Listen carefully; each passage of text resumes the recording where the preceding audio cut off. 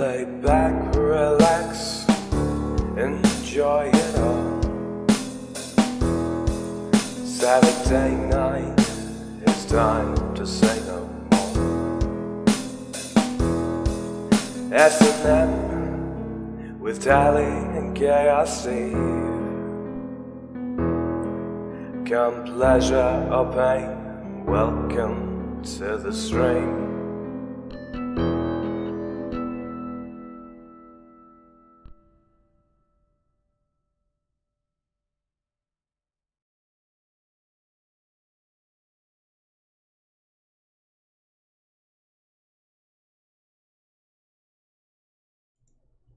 Oops. Good evening, everyone. Good evening, everyone. Welcome to S&M. Say no more. I'm Eve. This is Tally. Hi. No, they couldn't hear you. They couldn't hear you talking. I was just like, hey, I need you to stop talking so that I could put the stream live. It doesn't matter. I was only saying about the new meds that my doctor has got me on. Like, fuck. Like, they've got a sedative in them, so when I take them, I'm like out for the count. But I have crazy dreams when I'm on them. Yeah. No, we were actually, because I named, she realized that I named the stream Forgotten Dreams, which I actually named it for last week, but somebody was too busy dreaming. The new meds. Yeah, I know. New meds. Like, I've started to have to take half of a pill instead of a whole pill, and they're not even that big. Like, That's my what she pills are said? tiny, and I'm only supposed to take one of them. But taking one knocks, like, see how small they are? Yeah, I see. And one pill knocks me on my ass. So I've started taking half, and they don't quite knock me out as much. I need to swap. Hang on. Talk, Tally. So before we started the stream, we were talking about gun laws in different states in America, specifically some of the states that I'm looking at. And I'm quite liking some of the states that have constitutional carry. Mm-hmm. And as far as I'm concerned, constitutional carry basically means that if you can legally own a firearm, you can legally open carry that firearm. Yeah, which is a big thing actually, because not Like, there are all states that do states not will have let you do that. that. No, there are states. There's one state where if you can legally own a firearm, you can legally carry it. However, it has to be unloaded. As it, Yeah. like, how does that make sense? I could see in the sense of it being like, okay, like if you're not carrying it for protection, if you're carrying it to go hunting, yeah, I would see them being like, hey, we need you to make sure it's not loaded because we don't want this thing to actually, go off. Because you're not carrying around oh God's gun talk and I ain't there. I mean, you can pop in, Snow. You can come join us. I don't think Tally would mind. I wouldn't mind at all. And you keep talking about we need to have you on anyway, so I mean. Yes. You said Like, you would how would know, everyone so. feel if we brought Snow on right now? Come on, Snow, get in here.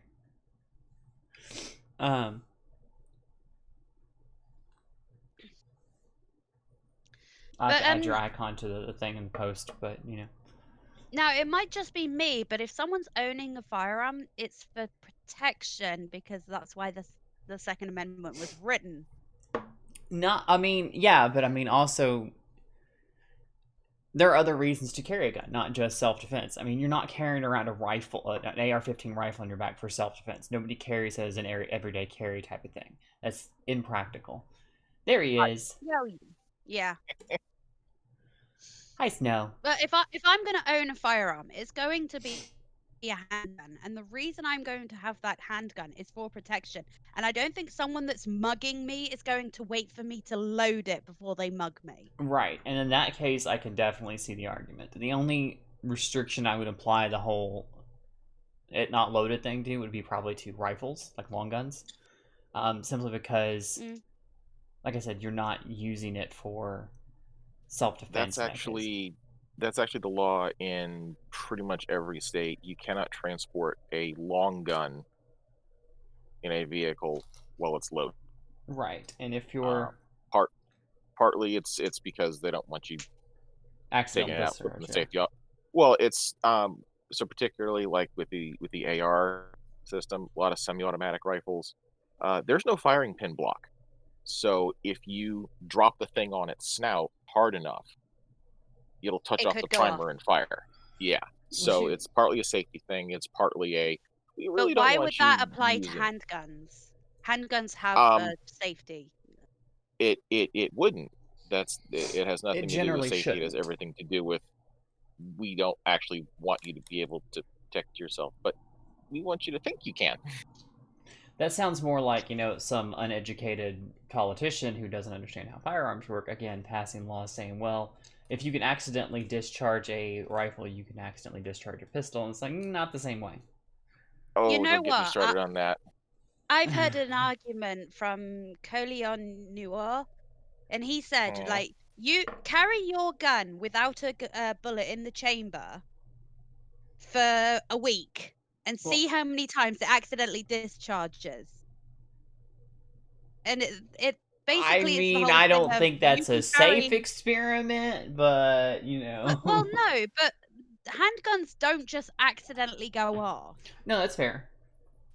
Assassin saying, Like, if since- if you're worried about your handgun going off when you pull it out of the holster, like maybe it's not the gun, it's you, because that's very unlikely to happen. So a lot of the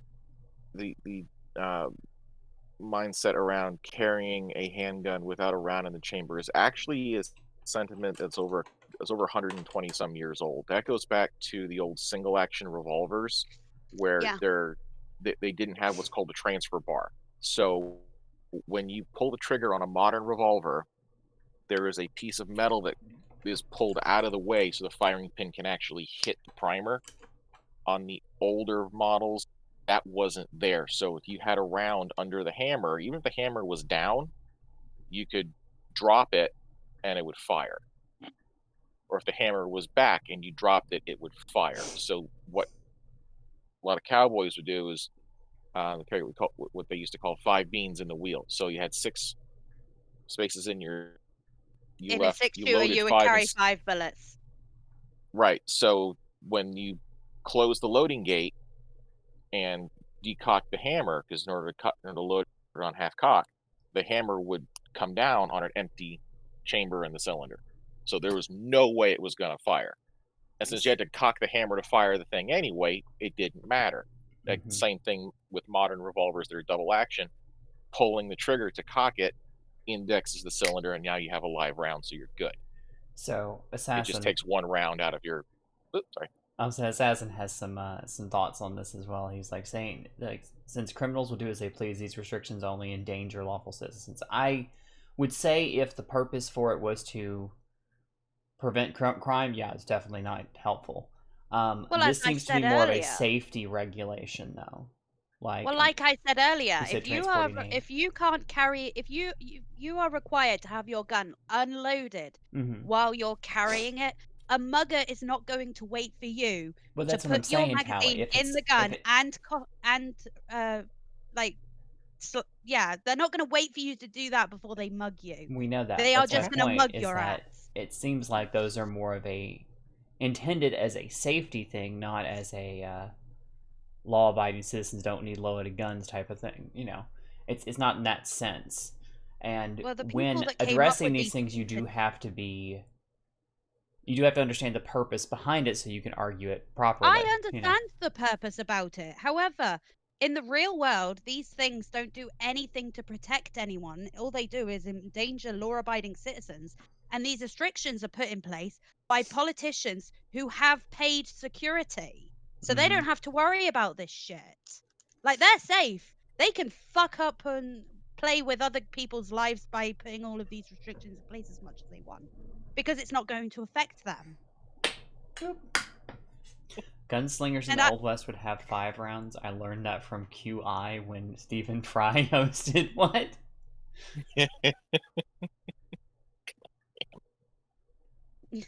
Yeah, that was an old safety thing because of what could happen if you dropped say a Colt Peacemaker on its nose. it could actually fire. Whereas guns are designed now with a lot more safety in mind, so that's very unlikely to happen. I have big issues but- with laws that regulate individuals and stuff like that. I mean, it's one thing when it's like endangering the safety of others, that kind of thing, and I can understand some of those kind of restrictions on firearms. Like if you're carrying a rifle, you know, you're not carrying a rifle for an everyday carry as self-defense. Most people, 99% of people are not doing that. That's just ridiculous to think that somebody's going to carry around a rifle on their back as self-defense. So most people are carrying a handgun. Rifles so I can see the when it comes to restriction that self-defense, most people keep rifles in their home. right. So I can see the restriction on, hey, keep this rifle, or if you're transporting it in a car, keep this rifle unloaded. That's fair. Do you want to know something funny about transporting a gun in a car? Here in the UK, there was a guy that had a gun license, and he was just on his way home from shooting because he'd just gone on a hunt, and he stopped off at a supermarket. This was like what 5 years ago, something like that. His car got stolen. Now the guy that stole his car didn't realize that he had rifles in the back of the car.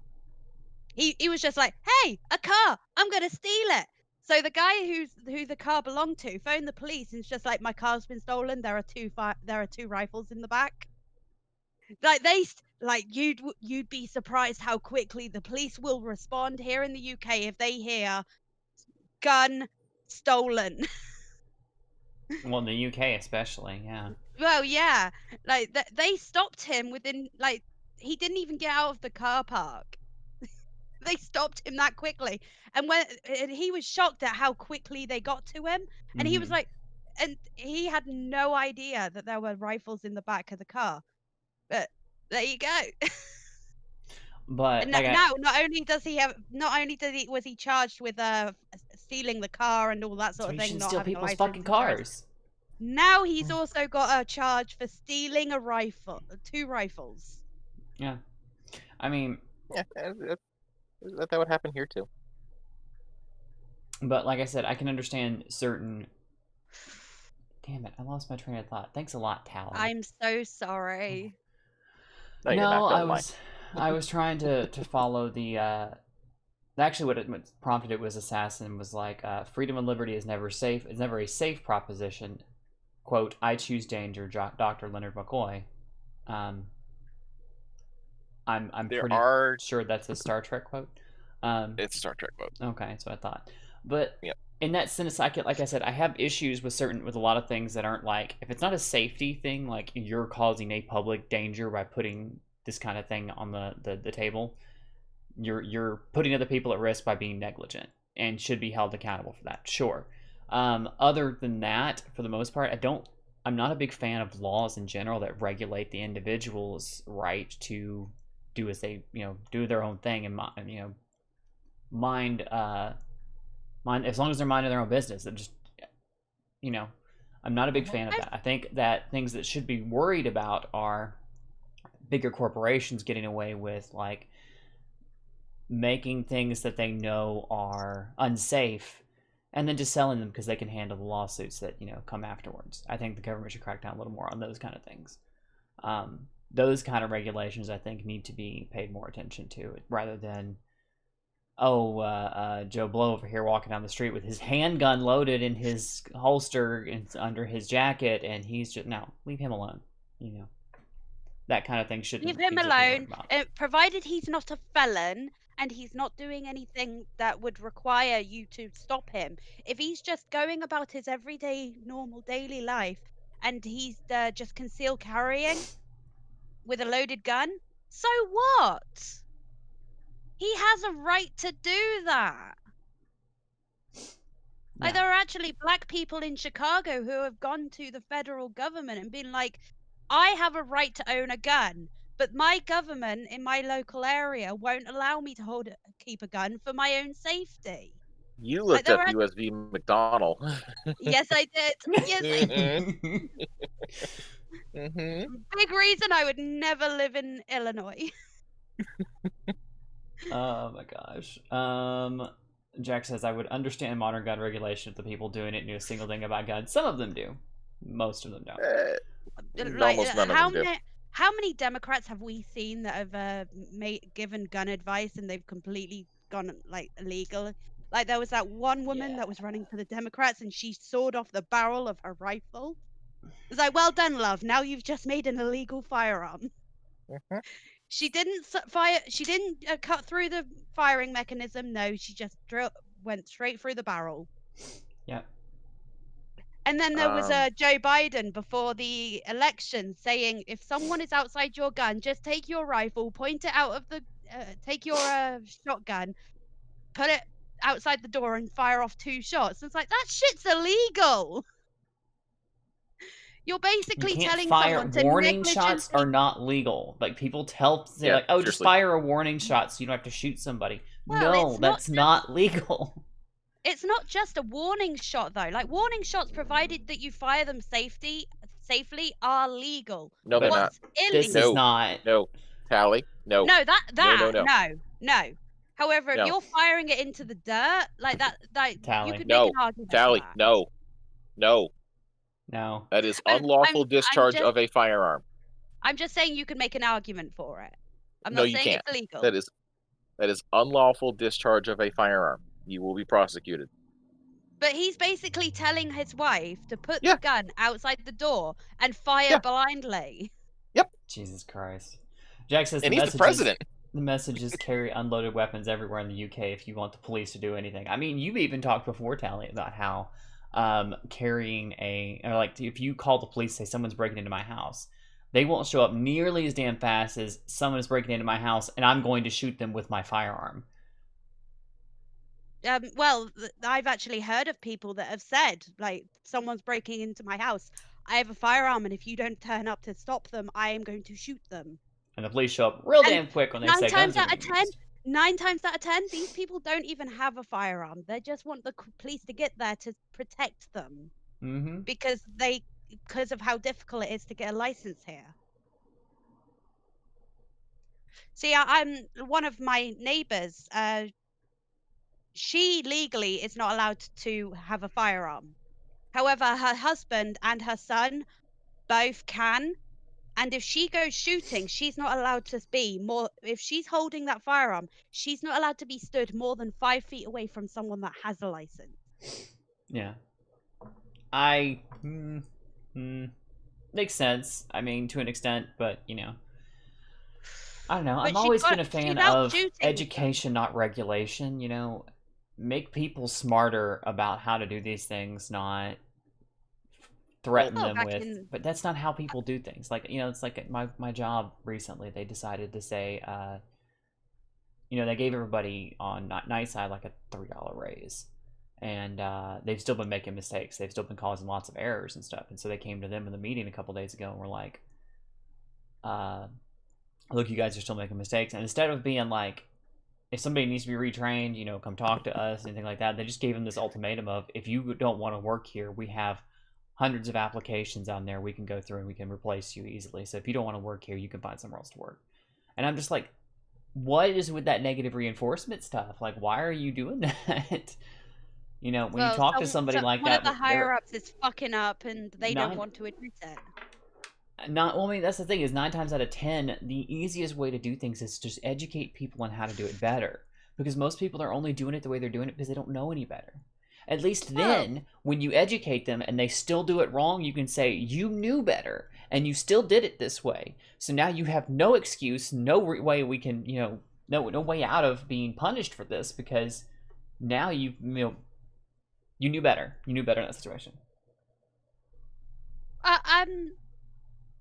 Well, this is all like education when it comes to firearms. And if you go back to the 50s, part of your physical education in class, in school, was they would actually teach you about shooting and firearm safety and gun cleaning and all that sort of thing. I think they should bring that back.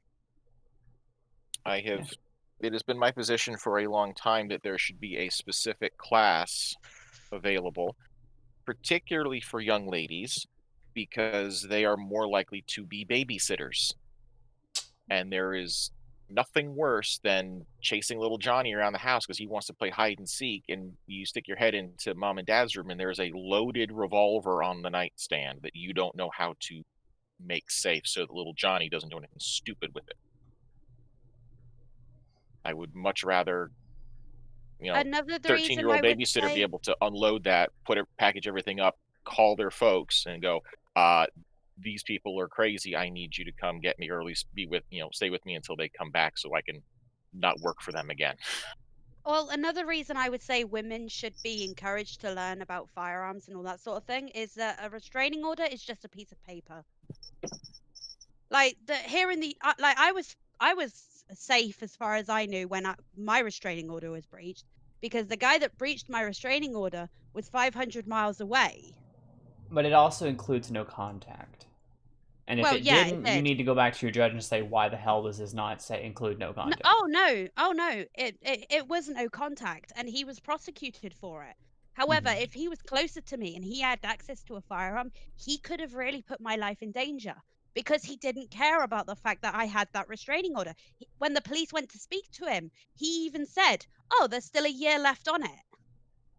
He knew that there was still a restraining order in place because he told the police there was a restraining order in place and how long was left on it.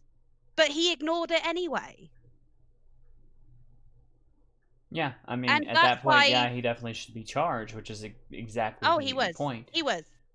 The He entire was. point of a restraining order is to tell someone who has had an altercation, who generally is expected to be a law-abiding citizen, but who may have a problem with a particular person.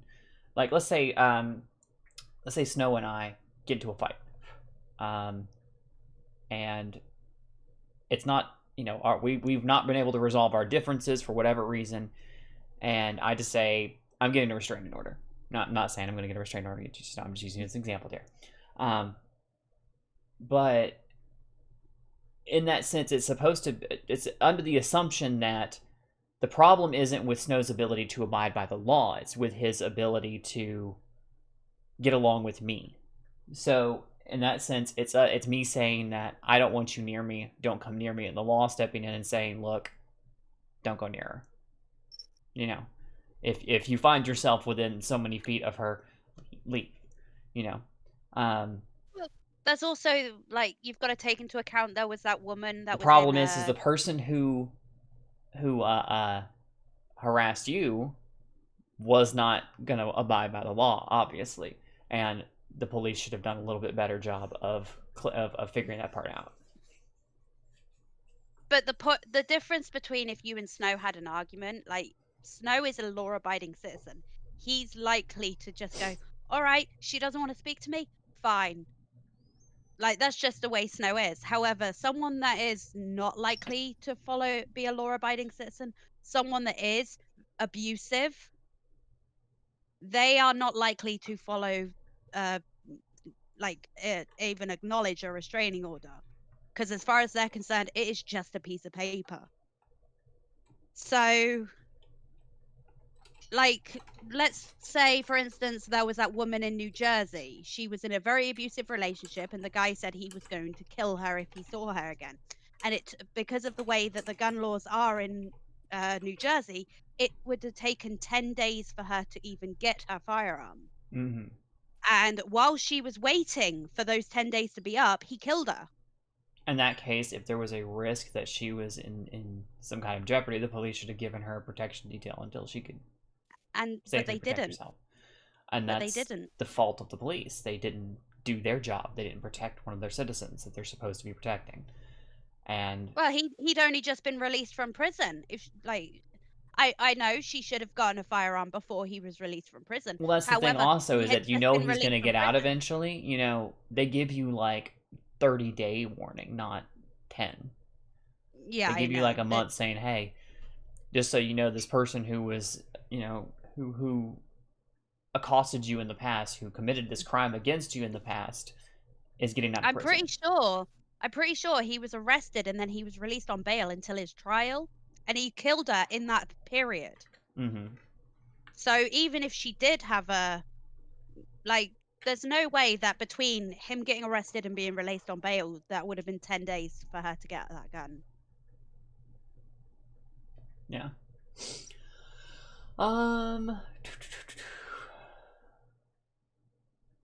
Like if if those restrictions weren't put in place in New Jersey, she could have gone into a gun shop, got the background check, because they were doing exactly the same standard background check that they do in red states. And in all of these other states, it takes like 10 minutes because they just go to the FBI database. And the only reason it would take any longer than that is if you've got a very common name. So they need to figure out which one of this person you are. And that could take longer. However, there are situations where it can take just 10 minutes. The longest I've been waiting for the FBI system to come back on any of mine, I think, was 15 minutes, and that's just because they were that busy. And the computer system didn't exist then. It was still, you had to call their the NICS number.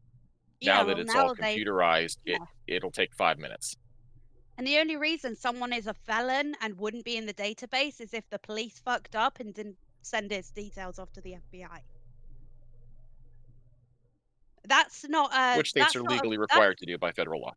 well, yeah, but again, that's not an issue with the system. That's an issue No. with that's human error. Mhm. And you shouldn't restrict people's gun rights because of human error. Yeah. I agree. It's an overreaction to an individual mistake. We're gonna make it punish everybody. I also am not a big fan of that because, like I was giving the example of my work and how they came down on everyone. Not everybody was making errors. Just certain people were like a chunk of them were making errors. But rather than addressing those individuals who were making the errors, they decided to broadly just threaten everybody in the warehouse. And I'm like, come on, guys. That's not cool, because it tells the people who are out there busting their ass that you don't think they're good enough and that they can just get out if they don't like it. And it's like, well, the reason they say they need 10 days to do these background checks in places like New Jersey is because they don't just say they're going to phone the FBI's they're not going to just look at the FBI's database. They're going to look at databases in areas where you previously lived. Like they're going to call like the local sheriff in areas where you used to live and all of that sort of thing. But it doesn't matter even if they do that, because provided everyone is doing their job, all of the data should be on the FBI database. They shouldn't have to call around to these different people. So yes and no. So like here in Pennsylvania, you do the federal check. The state of Pennsylvania also requires a domestic violence check for handgun sales. That is a separate call to the state, because federal law will not record things like misdemeanor crimes of domestic violence. Even though it's on the 4473, they do additional checks for the state level. That's only for handguns. It's not for long guns. So things like that. It's additional layers, and it takes like 5 extra minutes. Well, in that case, they've taken into account the fact that most gun crimes are committed using handguns. Mm-hmm. Background checks. How long does a background check normally take? About 5 minutes. To 10 minutes. Okay, so in that case, I don't see a reason why, anybody would complain about a background check. Well, the only not. people Nobody that would is. really complain about a background check would be criminals that aren't allowed to own a gun. Yeah, nobody's complaining about background checks. The problem is when they start talking about universal background checks. So when they say, for instance, one of my coworkers lives in the same state as me. In Pennsylvania, there is no background check required for a private person-to-person transfer of a long gun. I worked with this guy for 10 years. He's active. He's active in the Scouts. He's a scout leader. I know this guy. He's not a felon. Under a universal background check requirement, I would have to get a background check done on him if I wanted to sell him my shotgun. And you would have to pay for it. Well, one of us would. The other problem, the problem with that becomes, how do you enforce a background check requirement on a transaction that can literally take place in my kitchen? This is very true, and that's why people are against universal background checks. Yeah, because the only way to do it is they tried to argue that these universal background checks are needed because you don't need to have background checks done in gun shows. It's like, that's not true, because people that sell at gun shows, they tend to be licensed gun store owners. And if they want So- to keep their license, they need to do background checks on everyone who they sell a gun to. There is no gun Correct. show loophole. Yes and no. So there is no exception for gun shows.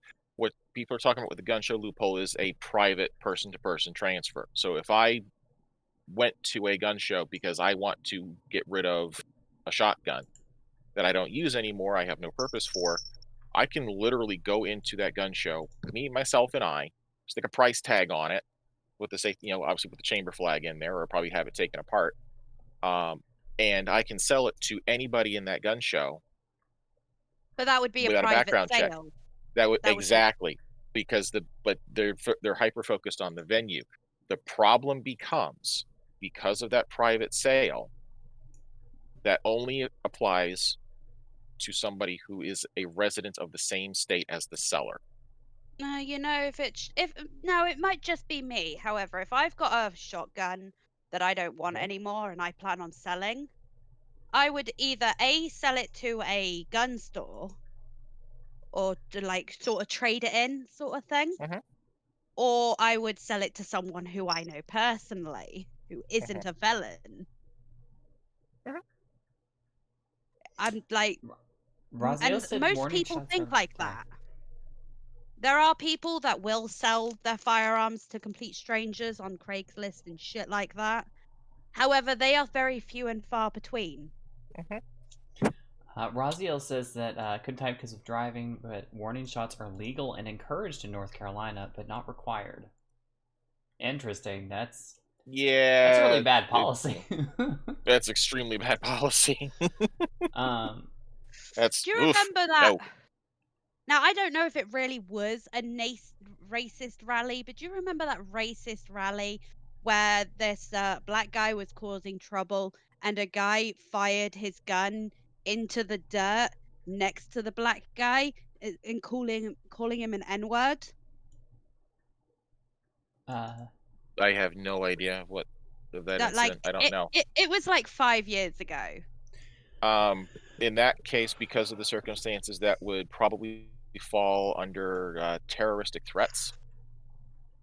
So that's no longer a warning shot. You were actively threatening the guy, Well, the guy was and that's a felony. I'm not gonna stand here and say he was in the right, because he wasn't. The guy with the gun was a piece of shit. What I am gonna say, however, is that the black guy was attacking people. By attacking, you mean like Physically encroaching on attacking. physical? I He don't see physically warning attacked shots as someone. necessary in that point. You put your hands on me, you're getting shot. Yeah, that's It wasn't the guy with the gun who got attacked. It was someone else in his group. And he saw this guy that was part of his group getting attacked, and he went, "Oi, N-word," and fired a round into a plant potter or like a flower bed. I mean, I don't think the N-word was necessary, but No, I don't think it was necessary either. Well, no, because that opens the door for a hate crime enhancement on whatever charge you're going to get anyway. Yeah. It's just it's a bad idea. Jack wanted this guy was charged. This guy was charged for releasing a firearm within a block of a school. Sounds about right. Jack wanted a response to his idea that he threw Like out. they were right next to a school, and this guy discharged his weapon into a flower bed. Okay, found it. Here we go. From the Gunski. Charity that offers guns to impoverished citizens in high crime areas, provided they can pass necessary background checks and safety training. So here's. Hey, you're here's poor. Here's a gun. Yeah, I know you've never committed a crime before, but here's the opportunity in your desperate situation to have a firearm.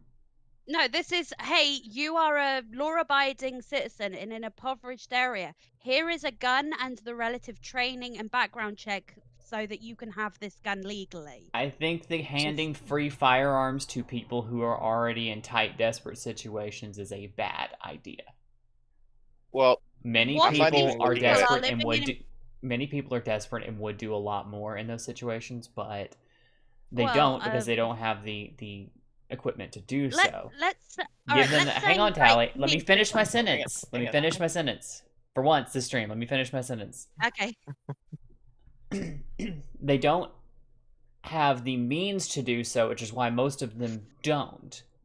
It's putting a lot of weight on the morality of the person and the fact and the idea that most people are good deep down. I don't think that that's necessarily true. People are assholes. People are assholes and will do things that if you give them an advantage and a one-up on somebody, they will take it and use it. I think that will increase gun crime more than anything. I think what the reason that is for people that were in a situation like me. I was a single mother who was struggling, shall we say.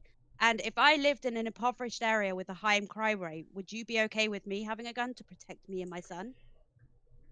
That's different because that would be I what know those you charities are in personally. place for. I know you personally and know what kind of person you are. You wouldn't be using it to go and commit crime. However, when you give it to, you know, what about the next, you know, single mother who's struggling to make it in an impoverished area? She might decide, well, look, I don't have money to, you know, I lost my job today. I don't have the money to feed my kids. I don't know what I'm going to do. I'm going to go rob a bank. The government gave me a gun. I'm just going to use it. And then we're just going to hop in the car and drive 3 states over and, you know, disappear. Well, then you're transporting a gun across state lines, and I'm pretty sure that's illegal. Yeah, take the gun with you, but still.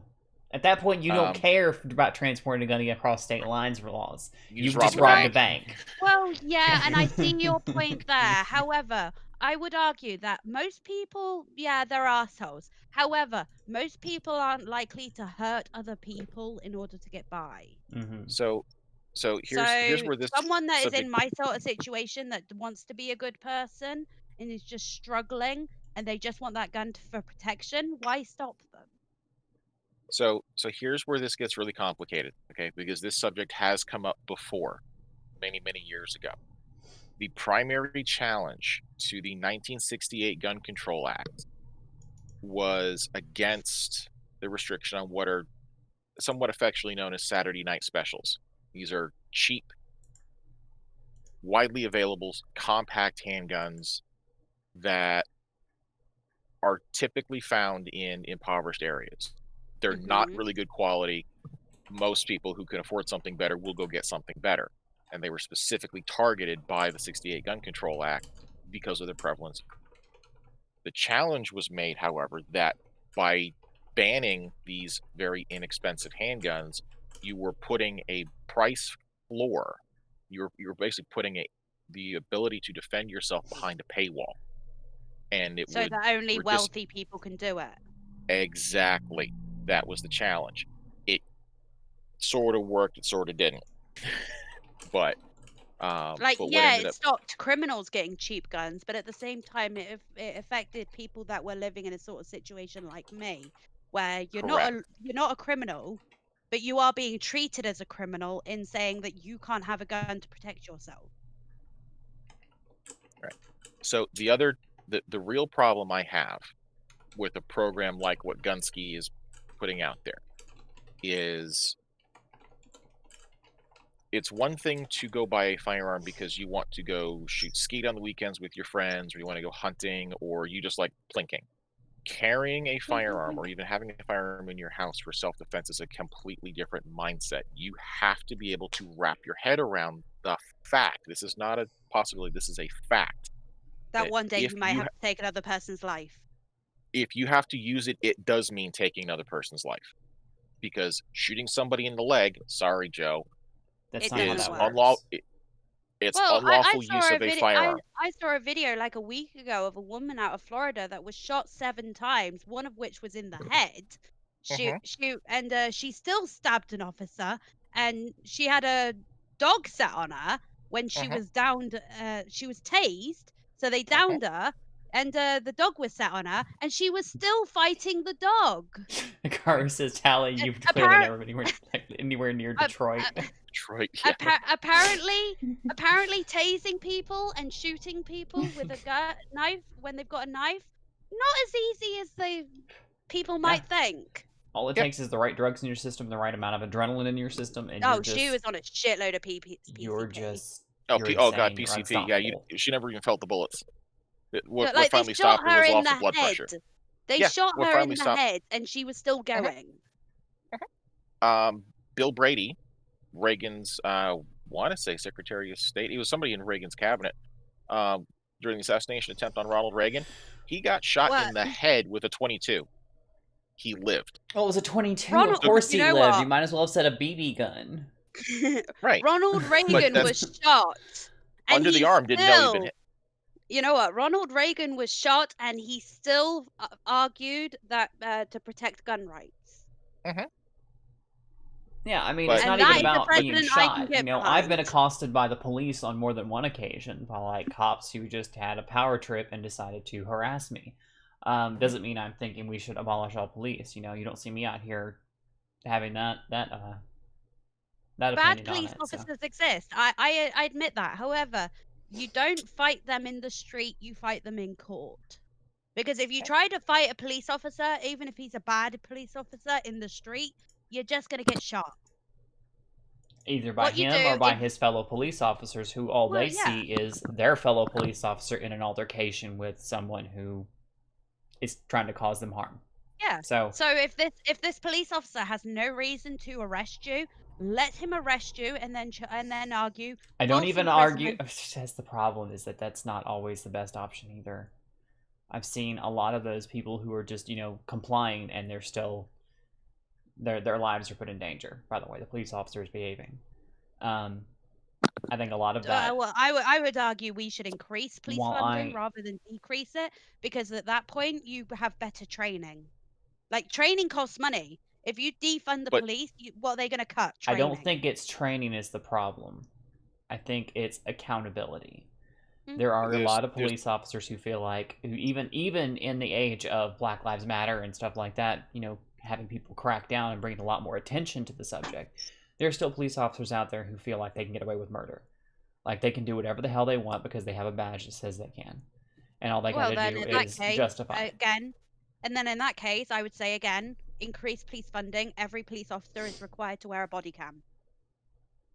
The Because problem. then if they do something wrong, they get that it's all on Problem camera. with that is, even though they're trying to make those requirements, that footage there's a lot. You have no idea how big a data server has to be to store that much footage from one police officer, like just recording every day, 8 hours a day of their shift. And that's assuming they only work 8 hours that day. Well, in saying that, these body cams, they don't run 24 hours when they're on shift. They don't constantly run. They just run when they are coming up to talk to someone.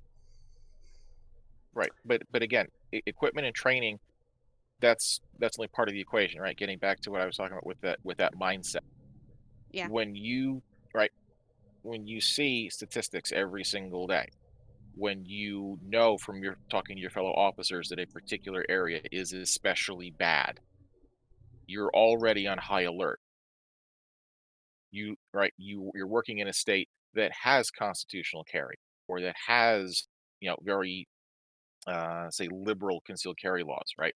Or it's very easy to get it. Like, say, Pennsylvania, it's just a background check. You're done. There is a possibility that the person you're pulling over at that traffic stop could well be armed, even legally. So you're already on guard. Traffic stops are already the single most dangerous activity for Oh your yeah, average more police police officer. officers are So that- killed doing a traffic stop than any other time. right. I'm So aware you're of it. already right. So you're already on that elevated alert platform, to where now you are into not just coarse motor skills, but coarse cognitive skills. You're not analyzing every little thing you say, which is where somebody like me who does carry, if I get pulled over, my hands are not leaving the steering wheel. I will get my wallet when the officer directs me to get my wallet, and I will explain to him that my wallet is co-located with my piece. And I will never use the word gun.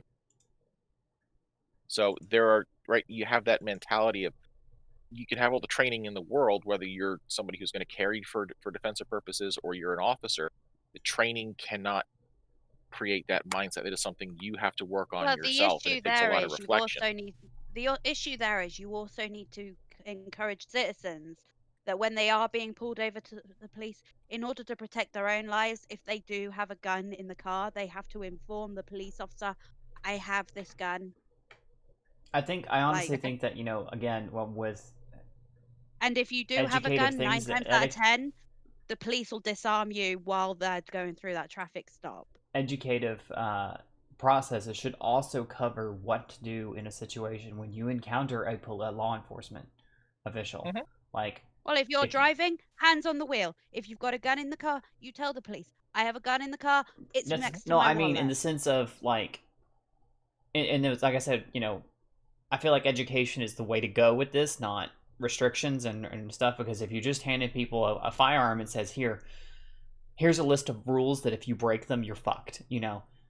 That doesn't help anybody. If you hand somebody a firearm and say, okay, here's this, and here's a class to teach you how to properly handle it so you don't break these rules, so you know what to do in a situation, so you don't break these rules, you don't end up in a situation. I think part of that should also include how to deal with law enforcement as a legal gun carrying person. Well, I mean, one of the issues there is that a lot of people that buy a gun, they will buy a gun, they will use it once when they're buying it to see if they like it or not, and then Mhm. they will just put it away and they will never touch it again. And they don't realize that shooting is a perishable skill, and in order to keep up your ability to shoot, you have to go shooting. But it's not even that's just purely the mechanics of handling the firearm safely. We're Yeah. talking about, okay, you've now taken it upon yourself. You've made the decision. I am going to carry a lethal implement on my person for the purpose of protecting my life. We're talking There about are having certain the knowledge of how to handle it, Right. And the legality of it. For Well, like but for what they as an completely example, dis- Tally, hang on. So as an example, when I was in high school, we actually had a local cop from the city where my high school was come in, and he was just talking to us what his average day was like, and he said something that has stuck with me ever since. Keep your hands out of your pockets. Talking to a cop, keep your hands out of your pockets. A couple years ago, I was the meat in a car sandwich on the road going to work. So obviously, local cops are going to come to take do the accident report, whatever. As I'm standing there, of the three of us that were involved, I'm the only one with my hands not in my pockets, because I remembered that I'm talking to an officer. My hands are not in my pockets. And there Don't goes give Lucy him a showing everybody her reason. butthole. Sorry. Hi, Lucy. Thanks, Luce. Uh, My stream thanks, needed to see Luce. your butthole. we just went to an R rating. Congratulations. Sorry. But Well, like, something a but lot of people things don't like that, realize is that, like when you have an adrenaline dump, which is what happens when your life is in danger. Like, yes, Mhm. your major motor skills, like your legs and your arms, will move better. However, your fine motor skills become impaired. So this becomes a lot more difficult when you have an adrenaline dump. So what you want to do is you want to go to these specific training situations where they will put you in situations where you feel like your life is in danger for the purpose of creating an adrenaline dump to get you used to using a gun when you have an adrenaline dump. But very few classes will do that. There are very, very, very few training scenarios that will put you in a stressful situation. Closest most people will get to that is shooting competitively, and I'm not talking national match bullseye where it's the target is at a known distance and you're at a stand and present type of thing. I'm talking USPSA or IPSC style competition where you're moving. You artificially create accelerated heart rate, high blood pressure. Your motor skills go out the window. That's the Now, closest see, most I'm people will ever talking. get. But I'm even talking. See, but I'm even talking beyond that, classes where they would put you in like a stimulated room where you are in a bed and you know it's going to happen, but you don't know when someone is going to come through the door, and then you've got like an airsoft piece as a practice, and when they come through that door, you've got to grab that gun and fire off, and that simulates the adrenaline dump. But even that, there are very few places that offer anything close to that kind of training. They exist, but they are rare. Right, which They're is why extremely I feel rare. like They're we should extremely expensive. Try to improve that, because it feels Well, like only people with the decent first amount of thing I money would get any say kind of is training. the first thing I would say as far as improving training is, so for someone like me, I was a certified pistol instructor. I've let it lapse for a while because I wasn't using it. But when for the basic stuff, not really a big deal. As soon as you start talking about concealed carry classes, having an officer come into the class to explain how to respond to an officer's commands when you're interfacing with that officer while you're carrying, talking to somebody who is on the other side of the door when you're in a traffic stop. That does not happen in the overwhelming majority of classes. These classes are not taught by cops. They're taught by civilians who just spend a lot of money to become trainers, and they go train. Yeah, and I think it's So a having big thing something too. like that. I think Now, it's a big see, part of it too. now we're getting back to what the sort of things they used to do back in the 50s, because they actually used to do that in America back in the 50s. Yeah. I mean, Ever wondered why agree. there were less shootings back then? Well, there's many reasons, but anywho, we Anywho. spent probably the first 50 minutes of the show talking about boom booms when it was only supposed to be able. No, it's fine. It's totally fine. So It is I'm an going to interesting subject. shift the subject a little bit. I'm going to shift just a little bit. I'm going to send a picture. I'm sure Snow's seen this picture all over Discord and all over Twitter. Well, you haven't been on Twitter. Oh no. I'm going to send this picture to Tally and to Snow. And then I'm just going to present it to the audience. Oh, yes, this one. Oh, I've Yeah. seen that picture. Oh, yeah. Uh-huh. So for those of you who follow video games at all, I this love is a the hat. character. I know, right?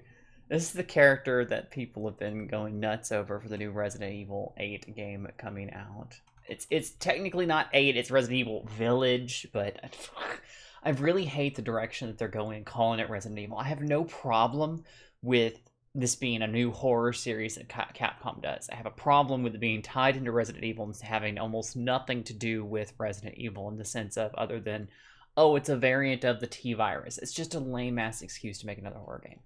That said, Why said, does it look like?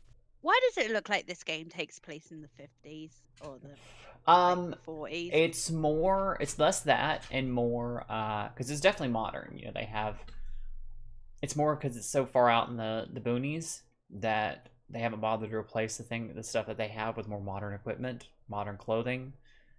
You know, I don't get it. Not into it. Do you have we any lost idea Snow. how expensive? Snow, why'd you leave? Do you have any idea? Why did how you leave? expensive You weren't told to 50s style leave. dress clothing is? Get your ass back here, Snow.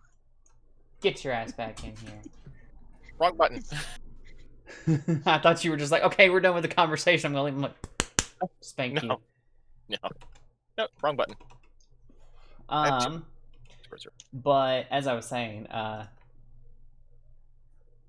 don't get it, not into it, honestly. I like the game series. I don't like. And then Josh says, oh, everyone's favorite Dami mommy. Yes, everyone seems to feel like she's just like, I don't know. They're just like really hard up for this chick, and I don't really get it. But like, I get it. I don't agree because that fucking smile is an evil smile. That isn't a I'm gonna tie you up and spank you smile. That is a I'm gonna chain you up in my basement and torture you until you are a bloody. That's it. I'm about to rip the flesh off of your bones and feed it to these two goth chicks behind me. That is a I am. That is that a I scares am going me. to skin You know. That is a go. I am going to remove your skin one strip at a time sort of smile. Yeah. Lady Ditremescu. So I brought up an article as well. If I can get back to it. Like that I don't know why people are so like, oh, dumb mummy sort of thing. It's like, no, she's not just going to dom your ass. She is going to remove your skin in tiny little strips, and then she's going to feed you jerky to her underlings. You jerky. But she does appear to be tall, pretty damn tall, because I was like, well, I don't get where people are saying she's tall. Like, I see this big upward angle, but in this particular scene, she's not holding on to you. You're like hung up on something apparently because her hands are not on you. She turns away in this particular scene, and She is quite tall compared to her underlings, depending on how far away they are. right. And that's the thing, is that you're hung up pretty high. But there's also a scene where she's ducking under a door, like a fucking doorway. So it's like, oh, so this bitch is really fucking tall. Yeah. I wanted to play the trailer for y'all, but I can't. I don't want to get Damn DMCA'd copyrighted to hell. So. music. It's not even music. provided It's not we even the pause music. it Just the every video will be enough to be like, because Capcom slapped my hand before over Resident Evil gameplay, and I'm like, are you serious? So hang on. Like, I was we can't playing even, Resident like, Evil play a 2 and little I got bit. hand slapped over it. What'd you So say? we can't even pause it every so often to talk over it. Nope. Like, Capcom is anal In about that. theory, we could, but you know, I don't want to run the risk. But I will say, like, if y'all wanna, you know, she That's does not what have I a was trying to do. fabulous hat, though. I kind of want one. Oh, just copy the goddamn link. Stop doing that. Anyway, just Google Resident Evil Village trailer. I mean, it says Capcom first premiered the gameplay from Resident Evil Village, the 8th main entry in the survival horror franchise, during the Resident Evil showcase on Thursday, giving the fans a glimpse at the direct sequel to Resident Evil 7 Biohazard. It appears that the Village will be heavily influenced by another game in the series, the beloved Resident Evil 4, based on its setting, characters, and inventory system. While the Village will retain first-person perspective of RE7, its protagonist Ethan Winters, the sequel is dripping with RE4 vibes, from its village setting to its quirky in-game merchant. Here's what we learned about Resident Evil Village today, based on the new trailer and brief gameplay segment. We know that Ethan Winters, the everyman hero of RE7, will return for Village. Now we know why. He's searching for his kidnapped daughter. And it appears Resident Evil veteran Chris Redfield may be behind the kidnapping. Ethan must make his way from the surrounding village to this similar spooky castle where a giant vampire mom see, that's what people can call her, just because she has the white pale face, and they keep saying that's vampire-like, and I disagree strongly, because it looks more like she's just either has, I don't know, but I don't know. Real name Lady I can't say her name. Dimitrescu. And her bloodthirsty vampiric daughters reside. Yeah, they're the ones you keep seeing appearing in a cloud of bugs and shit like that. Hey Johnny, and hey Eve. I just look back at chat. Yeah, she doesn't have any Hi, kitty. fangs. She's definitely not a vampire. So, wait, Snow summoned you. No, it didn't. We were talking about copyright strikes, and all of a sudden, here comes Copyright Eve. I'm not hearing a downside here, says Mustafa. You know what?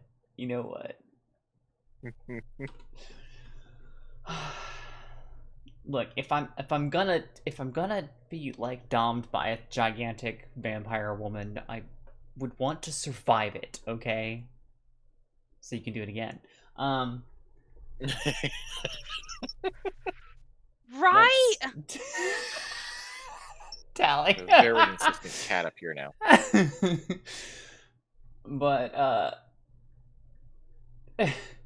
Ethan will also have plenty of weapons at his disposal, like pistols, shotguns, and rifles. He can also act defensively, guarded against melee attacks, similar to Resident Evil 7. Okay.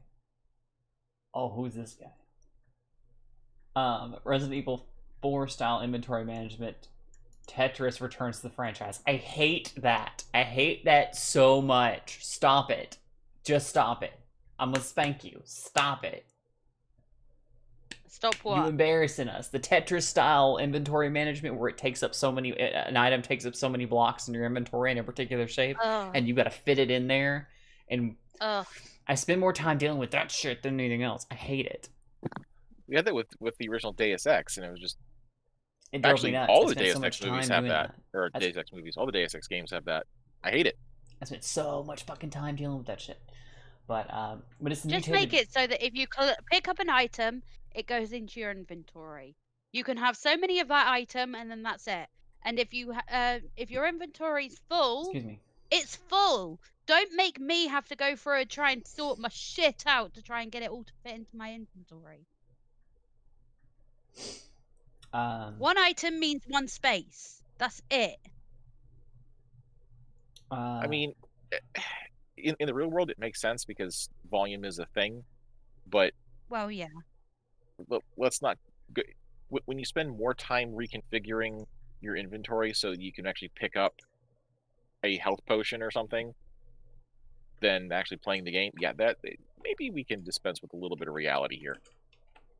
It's just, well, everyone can deal with a little bit of suspension of belief in video games. Like, Well, you suspend your belief every time you get shot and die in Call of Duty, you come back to life. True, but at the same time, it seems like they're games that use the Tetris style do it in lieu of adding weight.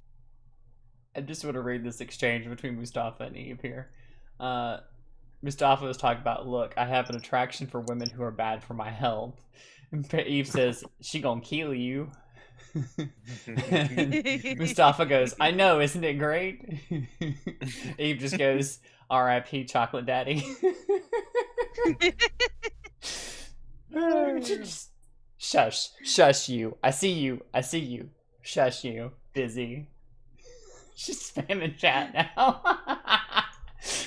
Oh my god.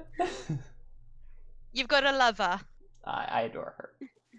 But it's the mutated villagers in creepy castle of the village that feel a lot like we're stepping back into the world of Resident Evil 4. The castle of village is incredibly detailed and ornately decorated, and seemingly run by an evil cultish family, with the mysterious Mother Miranda at the very top. The decaying and dilapidated house of RE7 is gone. Village brings back that classic Resident Evil mansion atmosphere, with suits of armor, marble statues, and an ostentatious foyer that will likely serve as your entry point into the castle. So my question Why can't is they just make it so that you can play it, you can carry a set weight, and then you become encumbered, and then you have to start dropping shit? Why do they make it so that you've actually got to do the Tetris shit with your inventory? I hate that shit. I'm sorry, I got stuck. You did. Village will also bring back the merchant character. This one's named the Duke, according to Peter Fabano. Producer Pete Fabano. I just read that all weird. The Duke will buy and sell weapons and other supplies. He's, quote, an interesting fellow, Fabiano says, and will show up throughout the course of the game, seemingly protected from vampire threats by cloves of garlic. We'll just tell him to share some of that garlic, goddammit. I guess they are vampires, because, I don't know. It just seems like they've gotten a very definite thing of them being vampires, and it's like... Where did that whole garlic repels vampires thing come from? You know, I'm not That's exactly an Eastern sure. European thing. I'm pretty sure It's I an Eastern know European where thing. it came from. Because in France, when garlic first became something that people would use, women used to eat a clove of garlic before intercourse in order for fertility purposes. And Makes sense. well, they There were a lot smelled of- repulsive due to the amount of garlic they would eat. Like, I guess that's where the whole garlic repels vampires come from. If you're saying for fertility purposes, there was a lot of things in vampire lore that are fertility and life are the antithesis of vampires, which are unlife, which are death. Well, yeah, they're things dead, like therefore they can't things like reproduce. in certain countries, the lore is that if you scatter a bag of seeds before a vampire, the vampire has to stop and count and eat every single one of those seeds before they can proceed. which to me cripples the fuck out of a vampire. It's a really fucking easy way to kill a vampire. But just to stop a vampire, you'll be miles away before they finish. But apparently, if you do the because same sort of thing with they're a tub of salt or sugar, you pour it on the floor. If a fairy is coming after you, apparently they have to stop and count every single grain of salt or sugar. mhm. Depends on It's the stupid. lore there, but yeah, So, okay, the Google is a thing. busy. Of the four possibilities here, it's garlic has a long tradition of being associated with a charm against evil. Mm-hmm. Like, talking going back to like ancient China and Malaysia, it was used as a charm. You would smear a child's forehead with garlic to protect them from evil spirits. The West Indies, it's protection against spells from like voodoo. Mm-hmm. Garlic has been used in Christian ceremonies to banish evil. So it's one of those plants that's just, it seems like a good idea. So we're gonna, it fights evil. Well, vampires are evil incarnate. So 2 + 2 is still 4, I guess. Yeah. Resident Evil Village doesn't appear to have traditional zombie-like characters. Instead, the threats appear to be inspired by werewolves, vampires, with the occasional El Gigante-sized giant villager with a mean-looking hammer.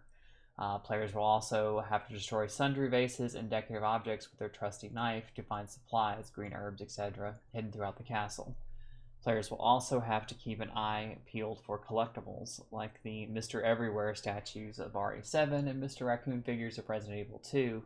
Tiny wooden goats will be strewn throughout the village and castle, eager to drain your limited ammo supply. Here's what else they announced today. Resident Evil Village will be released in May, and Capcom confirmed last-gen consoles versions of the game for PlayStation 4 and Xbox One. PlayStation 5 owners can download an exclusive Resident Evil Village demo called Maiden. Resident Evil Reverse is a new competitive multiplayer game that's included with the Village. And then Ubisoft's Division 2 is also getting Resident Evil themed cosmetics. Resident Evil Village will be released worldwide. Yeah, Resident Evil Village will be released worldwide May 7th, 2021 for PlayStation 4, PlayStation 5, Windows PC, Xbox One, and Xbox Series X. And we're done. Is there a demo available for PC? I don't think so. I think it was just for PS5. But that's a shame. Because if there was a demo, you could have given that one a go. Yeah. But ta-da. I mean, yeah. I'm sure it's a fun game. However, that whole Tetris... I think it'll be fine. Yeah, the whole Tetris inventory thing just... It won't make a game unplayable. It just irks me. Yeah. Yes, percentile See, only. I like the fact that in D&D, you just have a set weight and then you become encumbered. And you can just carry as much shit as you like, provided you've got the strength to carry it. Pat said the other demos don't come out until spring, so I guess around March or so we'll see demos for PC and Xbox and stuff like that. So no, Yay! Make it PS percentile, Mustafa. PS percentile. PS percent. Yay! I know Hikaru had a question for you, Tally, about TV licenses and things like that in the UK. Yes, he did. Okay, now, since Hikaru is probably hanging around, I'm going to explain. Here in the UK, if you have a TV that connects to, that can get live TV, you have to have a TV license. Mm-hmm. Now, there are people that have their thing all wired up to the Freeview or like standard TV, kind of like what you have in America, where it just gets it direct from a satellite or aerial or something. There are people that will just have that and they won't get the TV license because they don't watch live TV, and that will be stuff like the news, football games, like sports stuff and all that sort of thing. And they will just use it for watching their programs. And in that instance, they wouldn't require a TV license. However, you do get people that turn up at your door to say you need a TV license, and they will try, and you say no, I don't, because I don't watch live TV. They will try to trap you by getting you to turn over to a live TV channel. Now, if you're watching pre-recorded stuff, like something off the top of my head, Supernatural, if you're watching stuff like that, you don't require a TV license. You only need it if you watch live TV. Mm-hmm. However, like they like I said, they will try to entrap you. But so many people are just going, no, fuck you. I mean, And Eve says, like, Way tried to explain this to me. Not gonna lie, it sounds dumb AF. Yeah, it is. oh, it is dumb. It is dumb. It's really dumb. Now with how easy it is to stream everything nowadays, most people are just going away from the TV licenses and more towards like streaming, like Netflix and all that sort of thing. Now, you also need a TV license if you watch live TV through like the BBC website. If it's live, you need a TV license. That's it. Like, it's stupid. Mm-hmm. Like, I don't like. Well- I've still got the aerial on my roof, but I can't connect it to the TV anymore because I cut that wire. So now, if they turn up to say, "But you have an aerial," it's like, yeah, but it doesn't go to anything. Yeah, it's easier to just cut the wire and then not have the aerial, not take down. Well, the I'm aerial, not sure. So. You really think I'm gonna get on that roof to take down that aerial? Yes. Fuck that. Fuck, am I gonna climb up on top of the roof to get that aerial down? I'd rather just cut the wire. Snip, snip. Yeah, basically. But yeah, no, I Don't know you you'd had fucking trouble dare. with that in the past, where you know they come to you. Oh, I just found out I cut the wrong wire. I've still got the wire there. It's not plugged in, but I've still got the wire apparently. Oh my god, what wire did you cut, Tally? I'm guessing it's a wire that goes to nothing because nothing is disconnected. I'm guessing it's the old aerial's wire. Oh my god, this bitch. Apparently I had two wires that go up to the roof, and I know one of them definitely went up to the roof because that's the one I followed to cut. But apparently there was another aerial at some point, and that's the wire I cut. It's crazy to me how people don't see things like what's going on over there in the UK. Back to our conversation about, gun licensing and stuff like that. They don't see how some of these regulations have gone crazy over there. Well, I said before we started the stream that here in the UK we don't have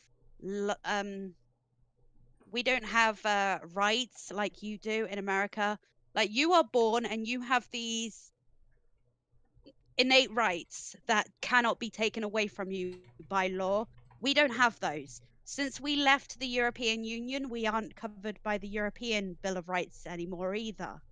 But even the European Bill of Rights are bullshit compared to what you've got in America. We literally have privileges that are granted to us by our monarch. And if the Queen one day decided to go, you know what, fuck you, all of your rights are gone, you no longer have any of these privileges anymore, there's nothing that people could do about it. Like, the Queen is our head of state. If she wanted to, she could fire every single member of Parliament and just take control. And there's nothing anyone could do about it. The reason she doesn't is because she has respect for the British people.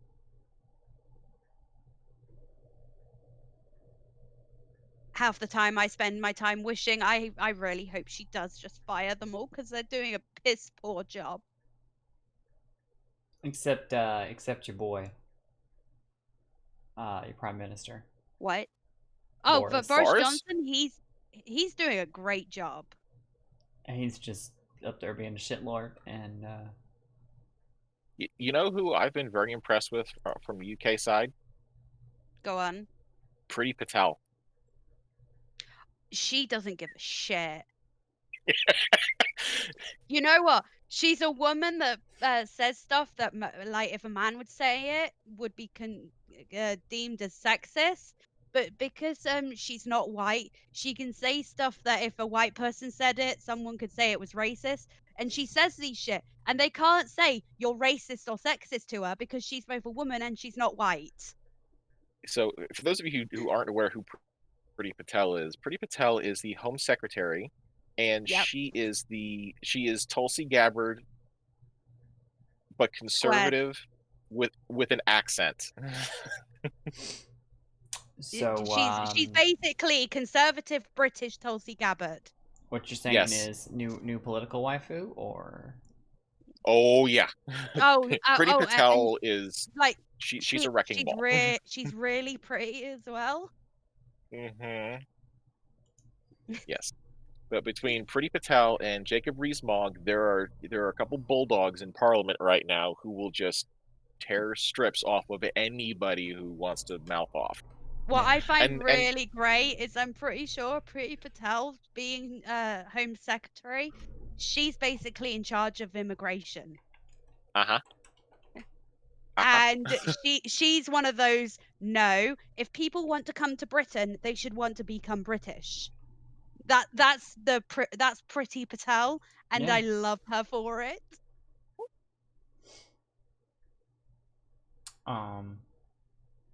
Jackie Like, Lodge says I'm all Tulsi Gabbard is for- overrated. I disagree.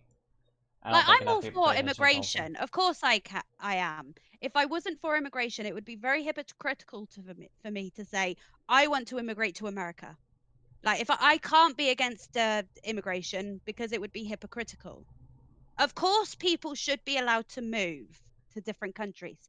However, they should want to move to those countries and actually become part of that culture. And like, yeah, they can bring their own culture with them and share it with everyone. Like, I moved to America. One of the things I'm going to bring with me are like British holidays. Like, I'm basically every year going to do the equivalent of the 4th of July, but on the 5th of November. Remember the 5th of November, the gunpowder treason and plot. For no Yes. reason why the gunpowder treason should ever be forgot. Yes. And I am going to do that every year. Why? Because it's a holiday and I enjoy it. And I will share it. I will share it with the Americans who want to come and have a spit roasted pig and watch fireworks and have a bonfire and all that sort of thing. I will share that. Why? Because I want to integrate and I want to share something of my culture with Americans while at the same time just living in American culture. That's what I want to do. And other people who immigrate to other countries should want to do the same. Now, if I was going to Japan, I would do exactly the same. I would learn Japanese. I would like live in their culture and just I would essentially become Japanese. However, I would still bring part of my culture with me to share with them.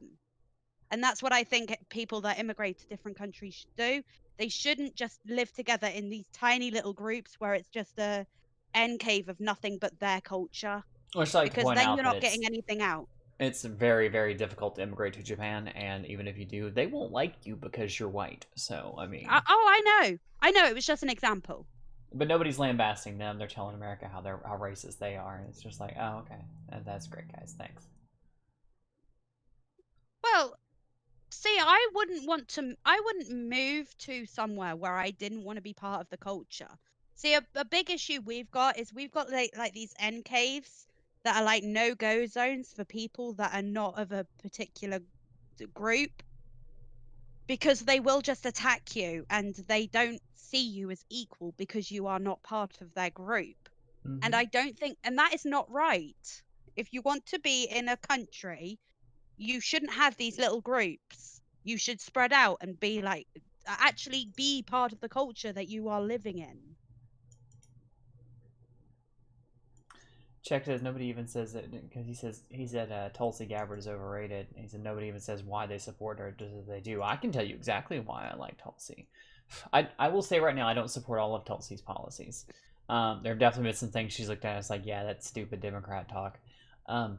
I don't mean Yeah. it to be insulting to Democrats, but it's just No, some of Oh that, no, no. no, you can be insulting. it's some of that more extreme talk of like Medicare for all type of thing. It's like nobody thinks about how much that costs, but I admire her willingness to sit down and have a conversation about actual policies. She's more which- realistic than a Well, lot of the other that's Democrats. more what I see. If more politicians were like Tulsi and were more willing to sit down and have a conversation with people who oppose you, rather than sit there and screaming obscenities and talk about how the other persons are stupid or said these terrible things, and trying to spend more time on smear campaigns and making the other person look bad, and actually talking about policy and what they can do for the American Although- government.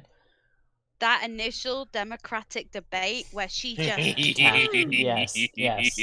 But that was to me was what put her on my radar. Was when I watched that it initial was Democratic debate. glorious. When I watched that Democratic debate, and every other single person, all it was Trump, Trump, Trump, Trump, Trump, Trump, Trump, Trump. She Trump, never Trump, mentioned Trump, what Trump Trump. wants. She never said Trump's name once. She got up there and said, "Well, here's what I want to do for this country. If you elect me president, here's what I will bring to the table." And I'm like, "Thank you." It's not even And then- so much And- Tulsi's policies that interest me. It means The only to me. people Hey, that she Tally, attacked Tally, were the Tally. people. Hallie, Sorry. I'm gonna fucking mute you in a second. Stop it.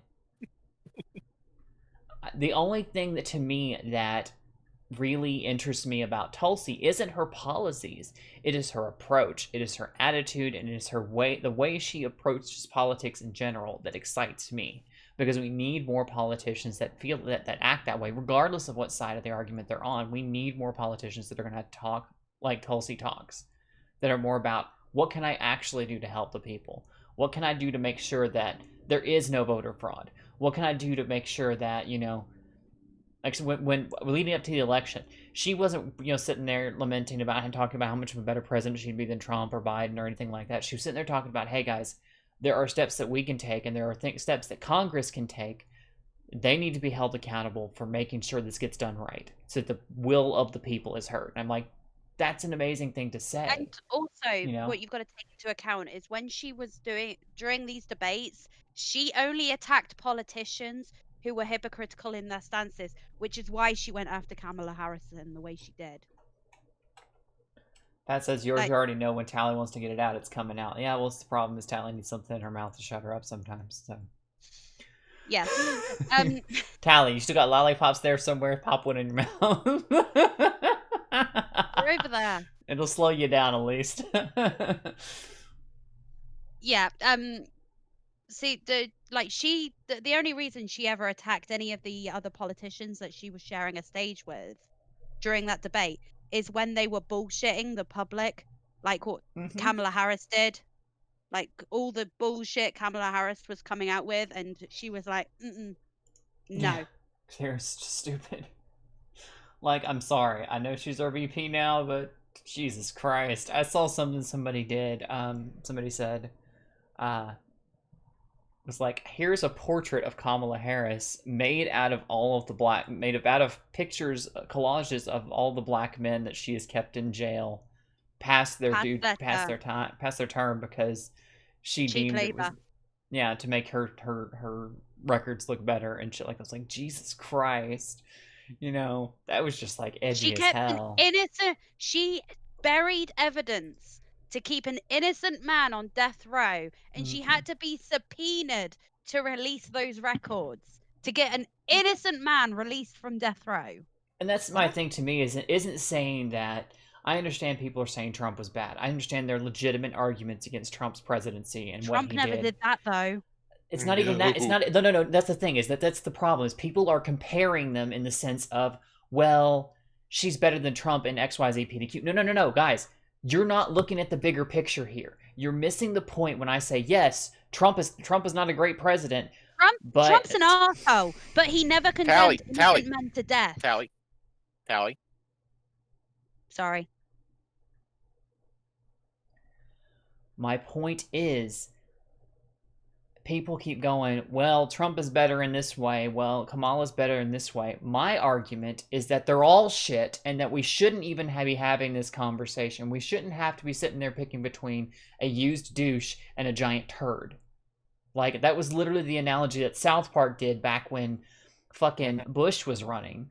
And it still applies today. That's really what our country has been presented with, is just two shitty choices, and we're just trying to choose the one that's slightly less shitty, in our opinion. And it's really stupid that we have to make that decision like that, because we should be given better. We deserve better. We deserve someone like Tulsi who is going to take it seriously, who's going to come up there and tell us, Tally, finishing my sentence. I'm sorry.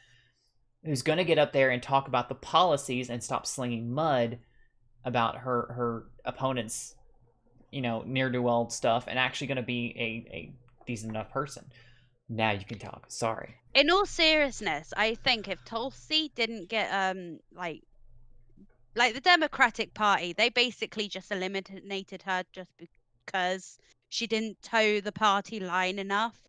She didn't go along with the whole Trump bad, Trump bad, Trump bad sort of thing. She wanted to actually deal with actual issues. And because she wasn't doing the whole Trump bad all the time, they completely just threw her out. Now, in all seriousness, I reckon if it was between her and Trump, she would have won. Oh yeah, barely. No, there's no question about it. Because Tulsi's way likable. She is very likable. But this is also why they didn't run Kamala either, because Kamala is less likable than Joe. Kamala couldn't even make it to the votes for the primaries. She would nowhere near. People remember that. She never made it to the Iowa caucus. She was out a month and a half before the Iowa caucuses. Yeah. Well, that at the first Democratic debate, when Tulsi Gabbard released all of this stuff about Kamala, it had ended for Kamala there. Mm-hmm. She was never going to get anywhere. And they should have just run Tulsi. They shouldn't have just backhanded her to the bottom of the thing. Because in a choice between her and Trump, even Republicans would have preferred her. Mm-hmm. But look at what they did to her. The first thing that happened was she was labeled a Russian asset because Russia somehow, okay, sure, whatever. She was excluded. They changed the rules for the debates going forward to not just kick her off the stage, but to kick Andrew Yang off the stage. Now, don't get me wrong.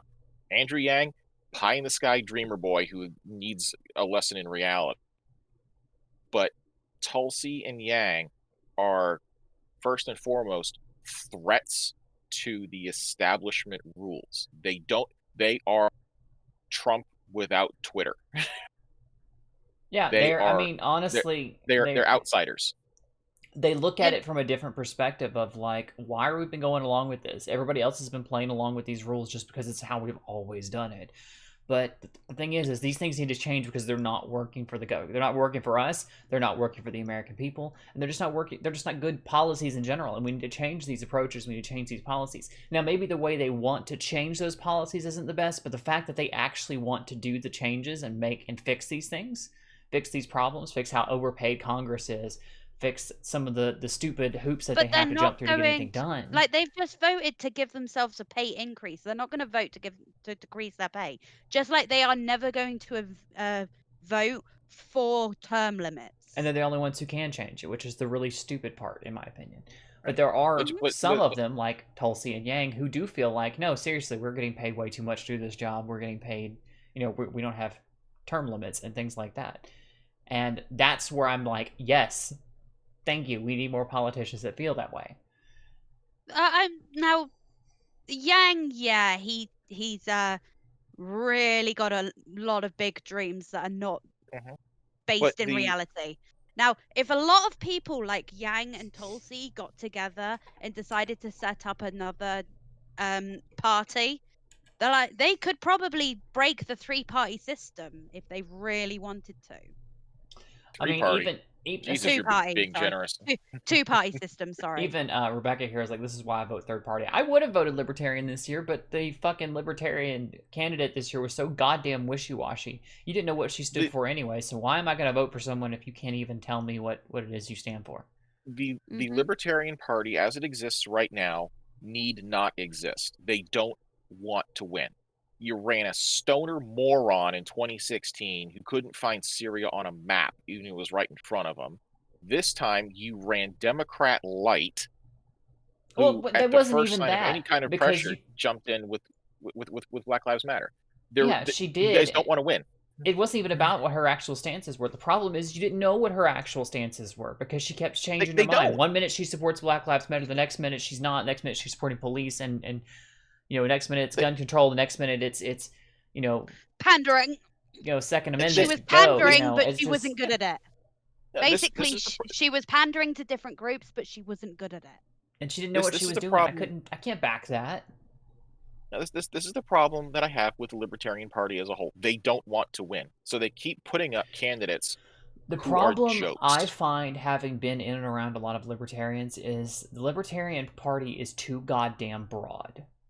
There's too much encompassed in libertarianism, and you have fucking anarcho-capitalist, straight up anarchist, people who just refer to themselves as libertarian. Just there's so many different buzzwords that they use in that community. I have a question. Hang on, let me finish my sentence, and I'll let you ask. There's so many different buzzwords they use in that community that it's hard to get them to cohesively agree on anything, because the community is just a bunch of people who mostly disagree on a lot of shit. They just don't like war, and they don't like being told what to do. Go ahead. Like, I have a question. Why would an anarchist ever vote for anyone to be within the government when an anarchist doesn't believe in government? Thank you. You found the problem. They don't. That's the thing with libertarians right now. They are so big on. They're not even small government at this point. They're bordering on no government at all. They don't want to win. They want to spoil votes. They want to throw a wrench in the system. It's like you're not going to change anything. They're just going to make people hate you. Yeah. We go back to 2016. The Green Party, bunch of freaking hippies. Like, congratulations, that didn't work out very well for you at all, did it? I mean, this is the problem we have, where every single time a third party candidate gets on stage, they're seen as they're seen as grifters. The closest we've come to having a viable third party candidate was freaking Ross Perot. Jesus. The best part is I know libertarians can do better. They just don't for some reason.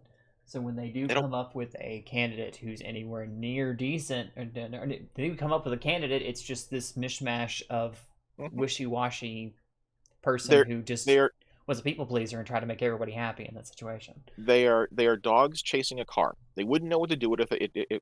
They wouldn't know what to do with it if they caught it.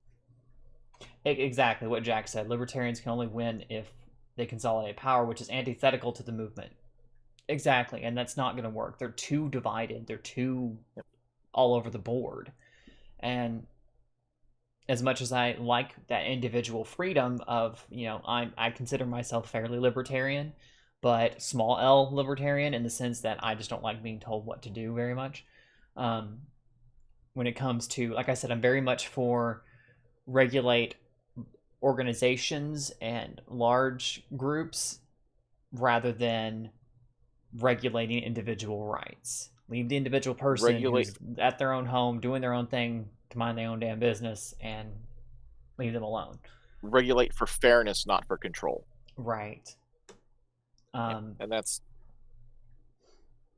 I think that's a big part. But again, I mean, that's kind of the thing I see with Tulsi and Yang is, okay, yes, they put out these ideas that are very pie in the sky and kind of impractical, but they seem like the kind of people that once you sit down and talk with them and explain where, just walk through that logical progression with them, they're like, oh, okay, well, maybe there's a different way to do it. Maybe we can tweak this a little bit, and they will have that conversation and adapt their positions based on actual data versus just into the sunset and can't get anywhere with them. Blood in chat says Jo Jorgensen was absolutely lost in what her points were. It was sad because the right and libertarians have no basis of where to stand because they lack cultural representation and stance. I don't know about the right. The right at least has, it at least has something tangible that what they stand for, in my opinion. Libertarians, the problem is that Jo Jorgensen was all over the fucking board. Nobody knew what she wanted. Nobody knew what she stood for. because she kept changing her Well- fucking tune every 5 minutes, and it was like I I can't will vote for say- that. I will say with what you're partially right with where the right is right now, because they have no representation, they have no voice in mainstream media because they keep getting silenced and demonized. But as far as where they stand, if you were to survey 1,000 people who claim, say they're on the right politically, what their core position is, what is the foundation of their position in the United States, They would 99.999% of them will say the Constitution. They Well, will they would- always come back They to it. would They all have say that the in common. Constitution, or they would say Judeo-Christian values. Yeah, Which I think a lot less of them do now because it seems like there's a lot. Yeah, a big there- push for more there's- secular conservatism in at least in here in the They- United States. there's been a shift I've seen recently where they will point to Judeo-Christian values, or particularly like a Protestant work ethic, without being religious. Like they don't make it a theocratic type of position. It's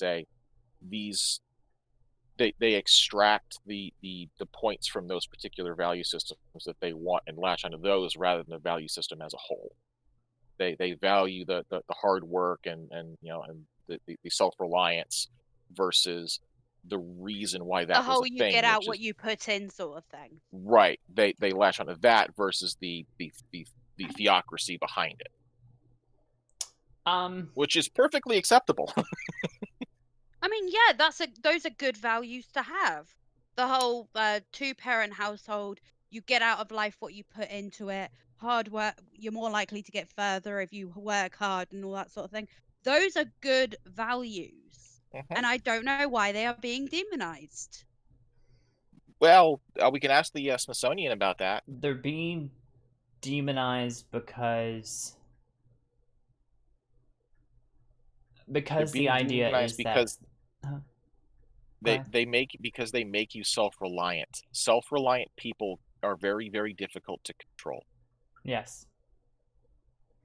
Well, yeah. And the problem is there is a big argument right now that people don't want to be self-reliant. They want to be Well, it's controlled. only They a want their very government to small tell them what to do. There's I a don't very know that I small necessarily agree subset with of that. people that want to be that don't want to be self-reliant. People that don't want to be self-reliant are the people that have never had to be self-reliant. so they Want don't know and what should it is. it's not okay, sorry, I phrased it wrong. Not want, but that people as a whole, there's an argument, and I'm not saying this is my argument, it's just an argument that I've had with other Heard. people, that they're people in general, the masses in general, need to be controlled because they are not capable of making decisions on their own. To some extent, they're able to decide certain things at a certain level, but in bigger issues, they're not able to make those decisions. It's honestly why we have elected representatives instead. We are a constitutional republic, in that we elect representatives to go and make decisions on our behalf in these situations.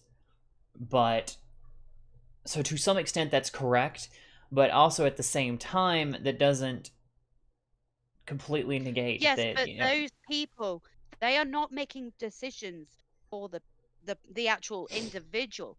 They're making decisions for policing Mhm. and all of that sort of thing, which is something that has to be decided upon, but you need someone there to be able to make those decisions, because you can't just let the police make the decisions on their own. You'd end up with anarchy and like bad police doing bad police things.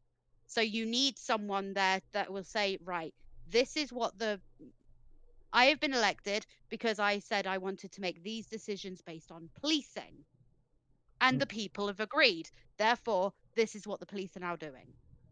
Jack says, yeah, conservatives need to detach from talking Judeo-Christian values. They want to go anywhere. They're not bad values, but those values are for the individual, not the government. I agree. Because I have seen a gigantic shift away from that, from talking about like, well, this is because what Jesus says in the Bible we should do, to more like, no, because this is practical, and like Snow said, this makes an individual self-reliant and therefore not a burden on the government, and therefore not a burden on everyone else around them. I'm very much in favor of that idea personally of like individual responsibility. Do the most you can do and the best you can do. I understand it's going to look different for every single person because every person has different capabilities, but Well, for the I most part, think do we the should best you just can do. like worry about yourself. Don't worry about who your neighbor's fucking, provided they're not fucking your other half. Unless it's what you're into. Like, We don't judge. Out loud. We've had a conversation about kinks. Tally, what was the one we missed? I realized the other day I'm sitting there, I was like, fuck, we missed Electroplay. How did we forget that one? She's like, I don't know. How did we forget that one? How did we forget that one? Yeah, I'm gonna read these last few comments, and then we'll probably start wrapping up here. If people choose to follow the roots of those benefits, cool, but it's on them. Yeah, I agree. Yeah, when they talk it now, it seems more like ha atheist, your values came from us dealing, and that's not making PJW or his ilk any friends. Yeah, okay, if you're listening to people like PJW and like fucking Alex Jones as examples of what conservatives should be and are, the general population of conservatives, most of them aren't like that. No, all you have to do is find a someone who has their own personal religious beliefs and say, I believe in hard work, self-determination, this, and this. And I personally get that from my God. Now, you, however, don't necessarily have to get these values from my God, but it would be nice if you also shared those values, even if they were secular. Well, I mean, it's if you want to prove that to somebody, show people why these ideas, I get these from my religion and God, but I also feel these ideas are very practical and the best decision for us because here's how they play out in the real world and how they benefit us. And that's the argument you make when in that situation, not just, well, I do this because Jesus says it's good, Yeah, Jesus but does it work? Jesus was wearing woodworker hippie. Mm-hmm. He was a woodworking hippie that walked around barefoot, and he never said shit about the gays. Blood says you have more faces now that you had the walk away movement that moves the conversation less about religion and more about constitutional rights. Exactly. Walk away. Fuck, Brandon damage. Straka is a big one. Brandon Straka. Yep. Mm-hmm. I think he can be a little. He can be a little preachy. Yeah, he can be a little preachy too, but you have but the one that's really kind of popped out a lot now, and I don't always agree with her, is Karlin Borisenko. She's done a really good job of blending sort of lefty with righty in a way that is palatable to the average person. Mm-hmm. And that I think is more of she's able to take sort of the who's the Turning Point USA dude. Oh, I know who you're talking about. Charlie Kirk. I can't think. He's able. He's extremely religious and extremely preachy, and it turns a lot of people off.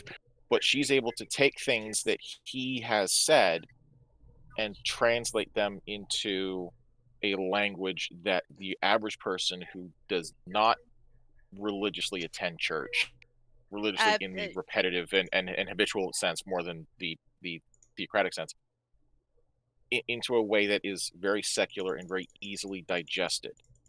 And it's like, oh, well, okay, so I don't have to be a Bible-thumping do-gooder to want to be able to take care of my family by myself and what have you.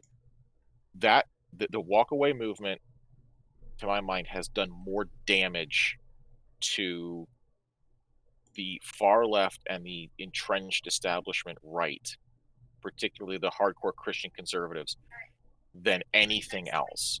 They have brought the hardcore righties more to the left, where now they don't care that you're gay. It doesn't even factor into their mind at all. It's not even on their radar. And so it's becoming less and less of an argument of, oh, the right's transphobic, they're gay, they're homophobic and stuff. It's like, you realize that Well, that was the big thing with the frickin' PBs, right? I don't know if I can say the full name on YouTube without us getting yeeted, but like, oh, they're white supremacists. They're led by a Oh. black Afro-Cuban, Yeah.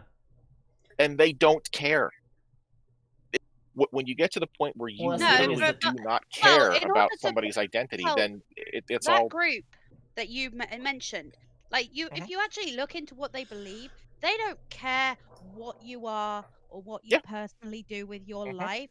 What they care is that you are A, male, and B, are a Western chauvinist, which basically does the whole the West is the best sort of thing. Well, that was the thing, is I was gonna say, despite that fact of that's who their leader is, they still get called racist on a regular basis. Like, people still generally, the general public believes, if they know anything about who that particular group is, they are Right, if still you actually look at under the their impression they're leadership, racist. if you actually look, Well, for- like, yeah, their actual leader isn't a black Afro-Cuban, but if you look at the rest of like the leadership under him, how many of them are actually white? One? yeah, one or Like, two. Like, out of the Yeah. like the four main guys that run that group, Mhm. like one of them is white. Well, if you go back to like 2017, when at the height of the PBs versus Antifa fights, the most prominent figure that would show up in these videos was Tiny. He's freaking Samoan. Massive Samoan man. He's a massive Samoan dude. I was like, you got to be kidding me. But yeah, they're so racist. Yeah, but that's the thing, and you're seeing it now. Scribbles, no, was it Scribbles did one on it, or it was brought up on? Oh no, Sargon hit on it with his new podcast the other day. Multiracial whiteness. Basically, if you have the ideals of a white person, that is the whole Right. self-determination thing. Or of then what you they are trying consider, to be white. but it's what they consider to be white. But when they talk like that, and that was the thing with that whole infographic from the Smithsonian last summer, if you change the wording to make it a little bit harsher and hold a mirror up to it, you'd swear to God you were looking at a Klan pamphlet from the 20s. It's like, what the hell is this shit?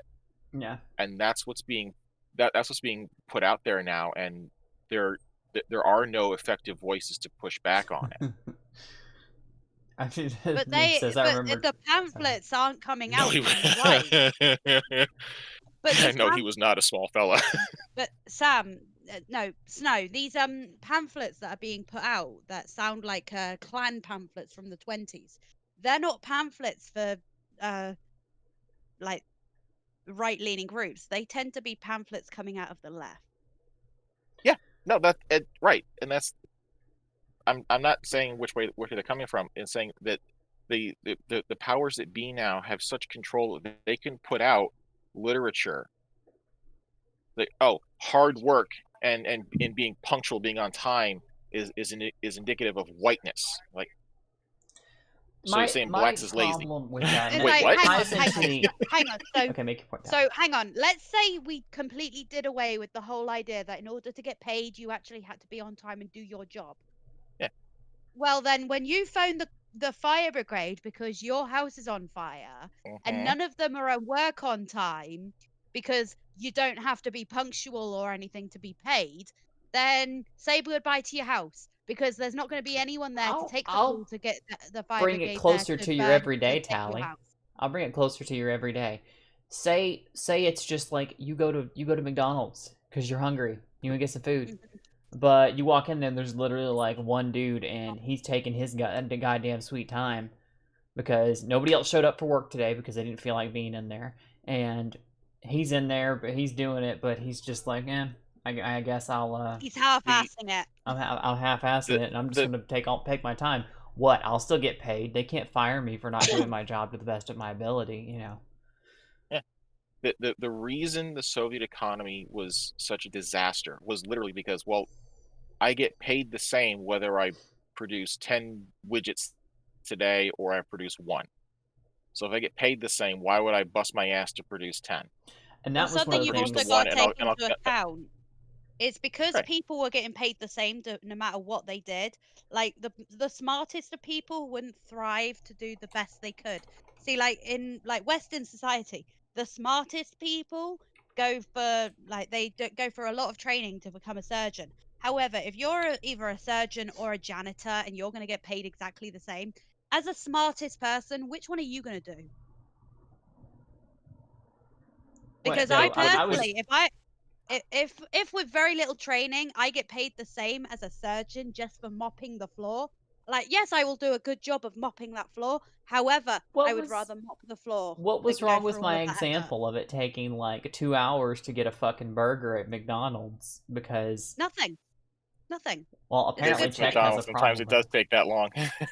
Well, okay, yeah, fair. Okay, in that sense, yeah, fair. It wasn't that. It wasn't that. But like, just to use it as an example, you know, you go to a restaurant, you sit down, and it's like, Well, it'd be no different with my industry, right? I can't right now. I've Mom. been with my company for like 12. I've been with my company, the site I'm at right now, for 12 years this June. Sorry, 13 years this June.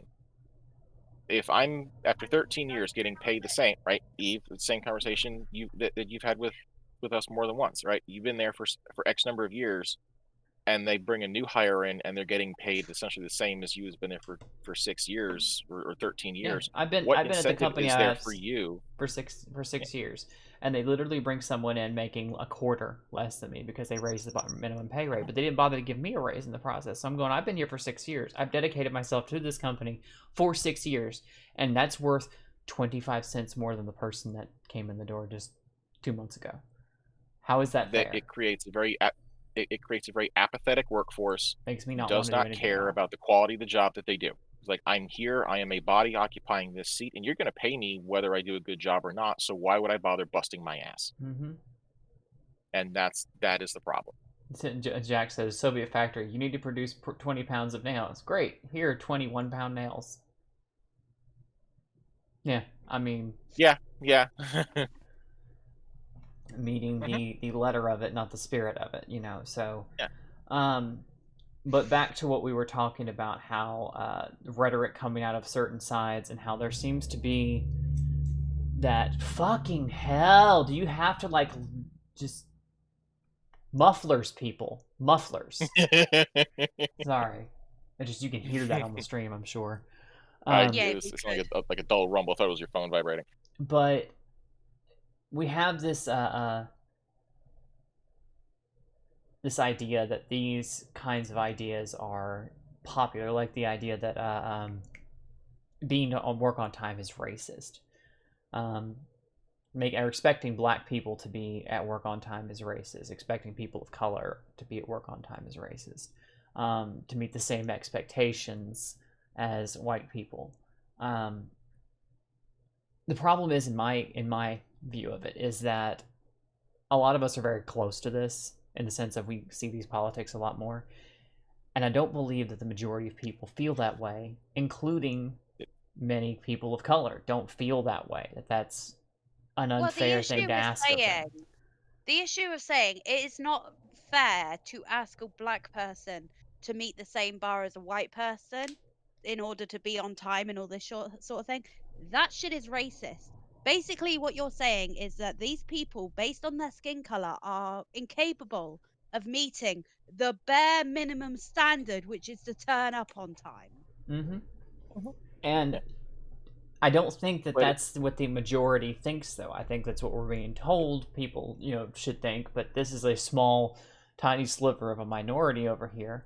Just like the same group of people who sit there and say that, because trans women are women, lesbians shouldn't discriminate against lesbian trans women, because they're women and they qualify as women even if they have a penis. And it's like, no. Or that, people shouldn't discriminate against trans women because they have dicks, No, I am bisexual, and I do find Eve very attractive. 10 out of 10 would go there. However, if I was a lesbian, like, damn it, yes, Tyler. I see you as a woman. However, biologically, you are not. Right. And there are And men that's like if the I dated difference. men, I don't date men, but if I dated men, the thought of like if I went up to a guy that I liked and was talking to him and he finds out that I'm trans and don't have a vagina, you know, he's gonna look at that and go, "Oh wow, you're great, you're nice, you're cute, but these parts don't go together." Well, I mean, again, because although I see you as a woman because of how you present yourself, biologically you are not. yes, So you have to exactly. find someone that is okay with that biological difference. Yeah, exactly. Because And like but like I said, they're back, completely doing away with preferences. and that's my thing is that I feel like in the terms of that, most people are reasonable enough to expect, of course, that's how it's going to go. The problem is it's never been a huge group of people pushing this. It never has been. And The we issue have is to the come to folks who that are realization, and that most people, most of your average Joes sitting there, pulling a 9 to 5 and coming home and hanging out with their kids a little bit in the evening before they, retire for the night and then wake up the next morning and do the same thing over again. Don't feel that way. Don't have that that mentality about it. You know what I mean? They don't have that. Well, it's just not something they think about. And I think Right, a lot this- of it is a lot of fear mongering from a lot of the media that the left is all like, this is how you should be, and then the right will be like, well, see, this is what they want you to be, aren't they terrible? And they're just all at each other's throats, or vice versa. They'll do it the opposite way too, of the right saying, well, this is how things should be, and the left will be like, look at what they want you to do, isn't that terrible? But these are small slivers on either side of those. They're just very, very loud. They're just very Well, the loud. people that the people that shout the most that trans women are women, they tend to be either people that aren't trans or transtrenders Mhm. or very unattractive trans women. I'm trying to transition this into something that was relevant to this week, at least for America, anyway. We elected a new president, and he was inaugurated on Wednesday, and he is 3 days ago. officially now the president of the United States. And there are a lot of people who are worried about the things he's going to do, even with some of the executive orders he's already signed. People are really upset and worried about these kind of things.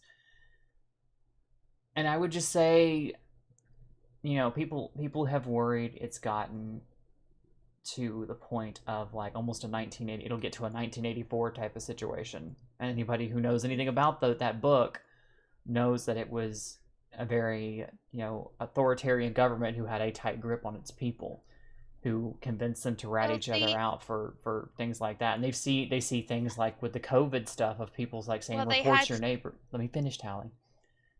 Report your neighbors for having large gatherings and things like that, and they start thinking, oh my god, it's happening, we're going that direction.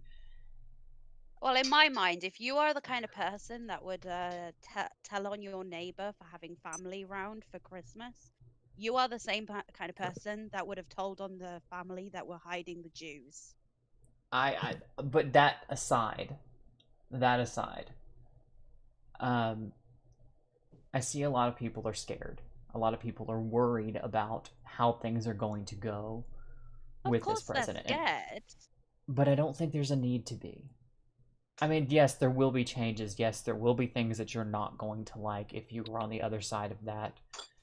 If you're of a conservative persuasion or even a moderate or libertarian persuasion, there's going to be things that this president is going to do that you're not going to like. But there were also things that Trump did that you didn't like either. Mm-hmm. And I don't think it's going to be so much to the fact of, we're going to fall and this country is going to fall apart because of it. I don't believe that. And even if it does, I'm more concerned even with at what the people behind Biden are doing rather than even what let me Hang on. I'm bringing this out to be a big overarching thing, and you keep bringing it back down to focus on one point or another. I'm sorry. It's okay. I understand that's how your brain works, and that's why I'm trying to pull this back out. Even if it does, even if America collapses tomorrow, I believe that the idea behind this amazing experiment that we have, that we call our country, the 200 plus years that we've been here, is minuscule it's a drop in the bucket when you compare it to all of history. I believe that idea is strong, and I believe that idea will persist regardless of whether America is still here or not, whether America exists in the form that we would like it to or not. And I don't think there's a need to worry. I don't think there's a need to panic, because it's all going to be okay, because we're going to take care of each other. America is first and foremost not going to let that kind of thing happen, because if it reaches that point, like I said, I don't believe the majority of people are on board with that. Well, well, let's face it. If the government tomorrow decided they wanted to enact martial law, and a lot of people confuse martial law with no law. Like what happened in Chaz, that was not martial law. There was no law there. Martial law is where the military comes in and basically strips away rights. The military would never agree to do that. Well, like, even still, like I said, even if worst case scenario, it does end up like that, worst case, which I don't think it will get towards worst case scenario, but even if it does, that spirit of individuality and freedom will still burn in the hearts of all of us. And also, you live in a country with 300 million people and 400 million guns. I don't think the government is going to come for your rights. I think it's going to be a lot harder than I imagine. The thing that really kind of worries me with this is not so much I'm not so much worried about the government just going completely rogue and entering that nightmare scenario. What I'm more worried about is the rhetoric coming from a few individuals, specifically in the House, that have B's after their name.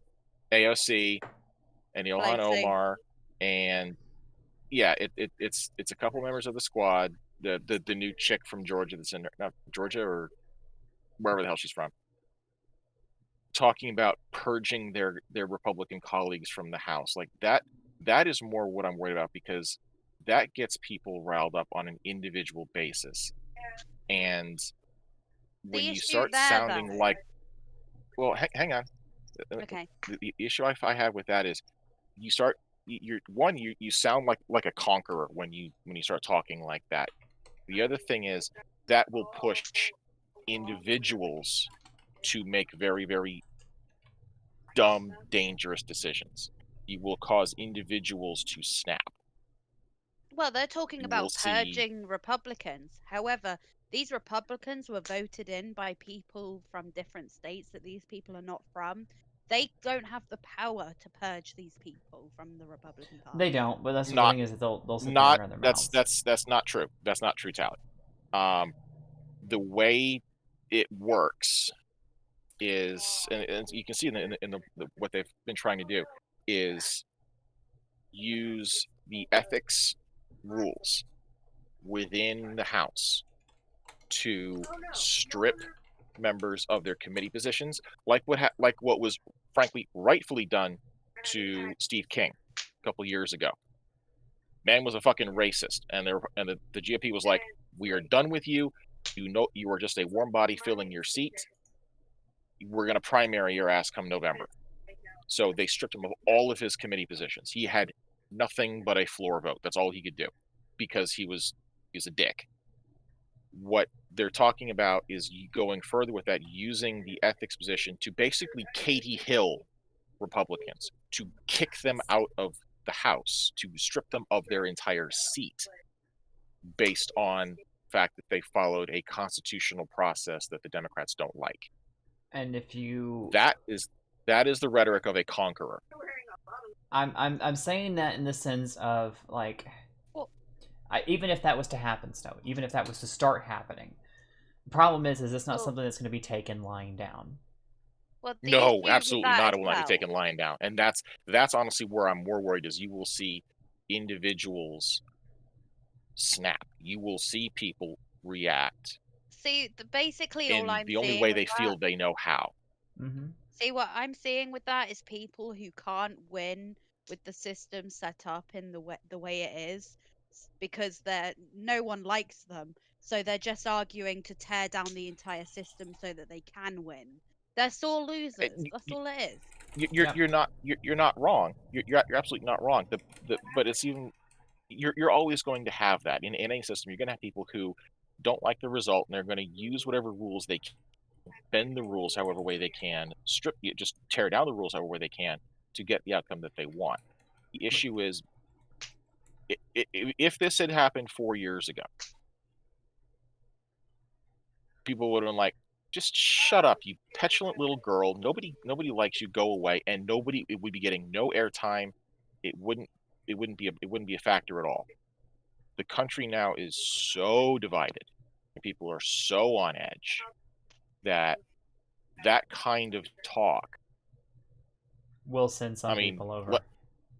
Let's ask Steve Scalise what happens when people go off the deep end. Yeah. Anyway, right? I'm trying to end on a good note. We've taken it back to a bad note, and I'm trying to end on a good note. Is that even if these things happen, like I said, I'm trying to wrap up because we're well over 2 hours at this point. I don't want to break down into individual things and that stuff that's happening like that. Like I said, there will be things that are going to happen that we don't like. There will always be things that will happen with our government that we're not going to like. Those of us that are paying attention. But my theory is when they make it into the light and the entire country starts finding out about it, they're not going to like it either, and they're going to have a lot bigger hand in stepping up and saying, no, this isn't going to happen. And you're not going to let it happen. If you see your representative or these representatives doing things that are wrong, then instead of just stewing about it, tell people about it. Show them what they are doing. Write your congressman. Bring this stuff to the light of day.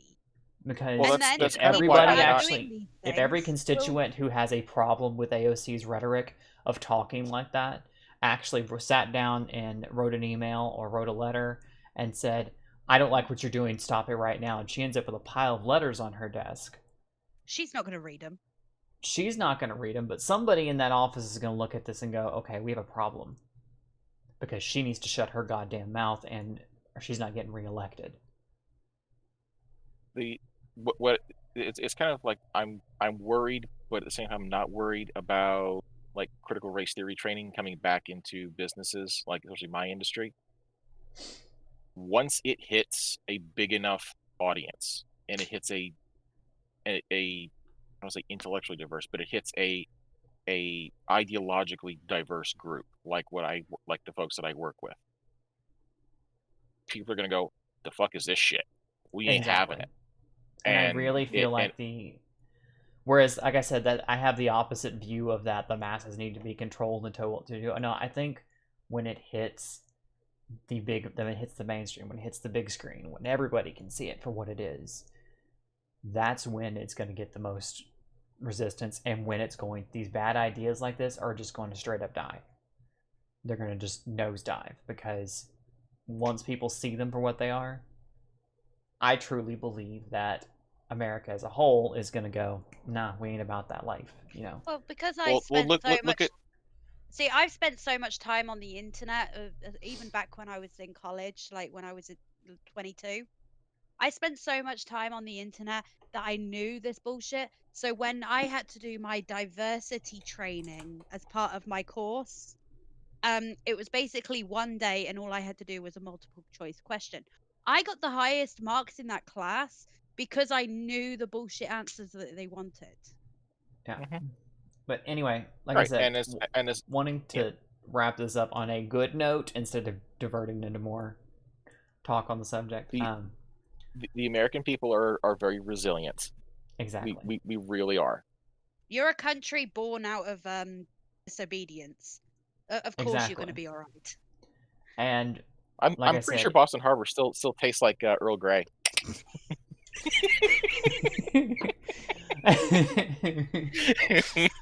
And with that, folks, with that final comment, Snow, thank you so much for coming in at the last minute and being on with us. Is there anything you'd like to show? Like any content that you have? I don't think you make any videos or anything, but I make no content. He's there just an is- engineer with an opinion. he's an I'm engineer. an engineer with an opinion, which is a dangerous thing on its own. But I recently I'm looking at getting into leatherworking, so there's a possibility that in the future, at an undetermined point, there may be some videos of my projects going up. That's Sweet. I have no timeline. Do not come looking for this. Okay, don't ask me when I'm going to do it. When it happens, it happens. When you have decided to get it up and running, we'll have you on again, and you can show us what you're doing. Definitely. That said, Yeah, that's if it. you want to come talk with Mr. Snow, if you like his ideas, if you think he's a cool person, he hangs out over here in our Discord. That's the link does? to. That Well, or he that's- hangs out in Eve's Discord.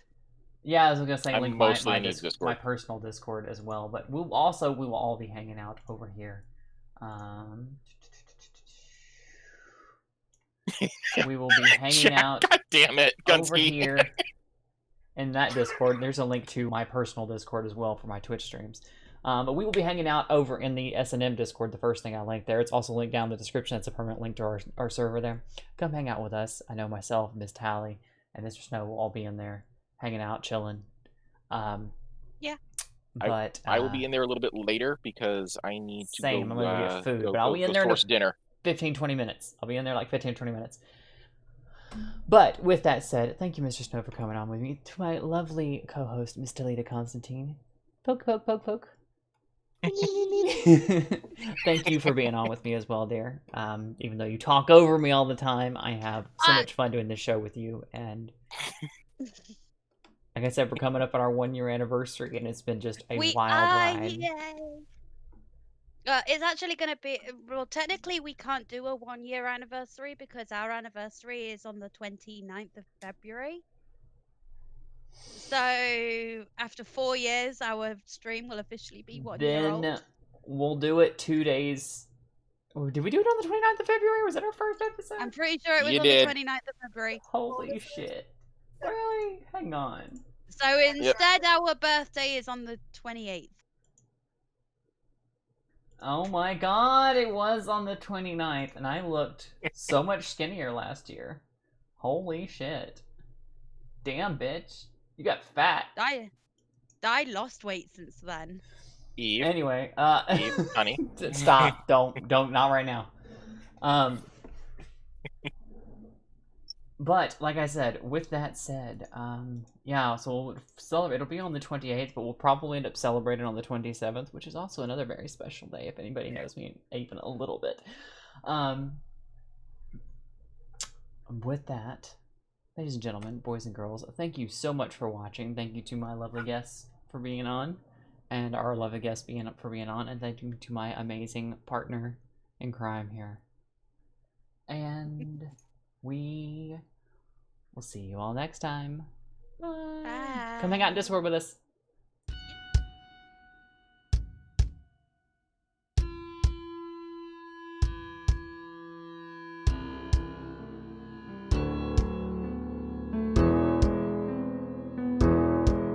Lay back, relax, enjoy it all.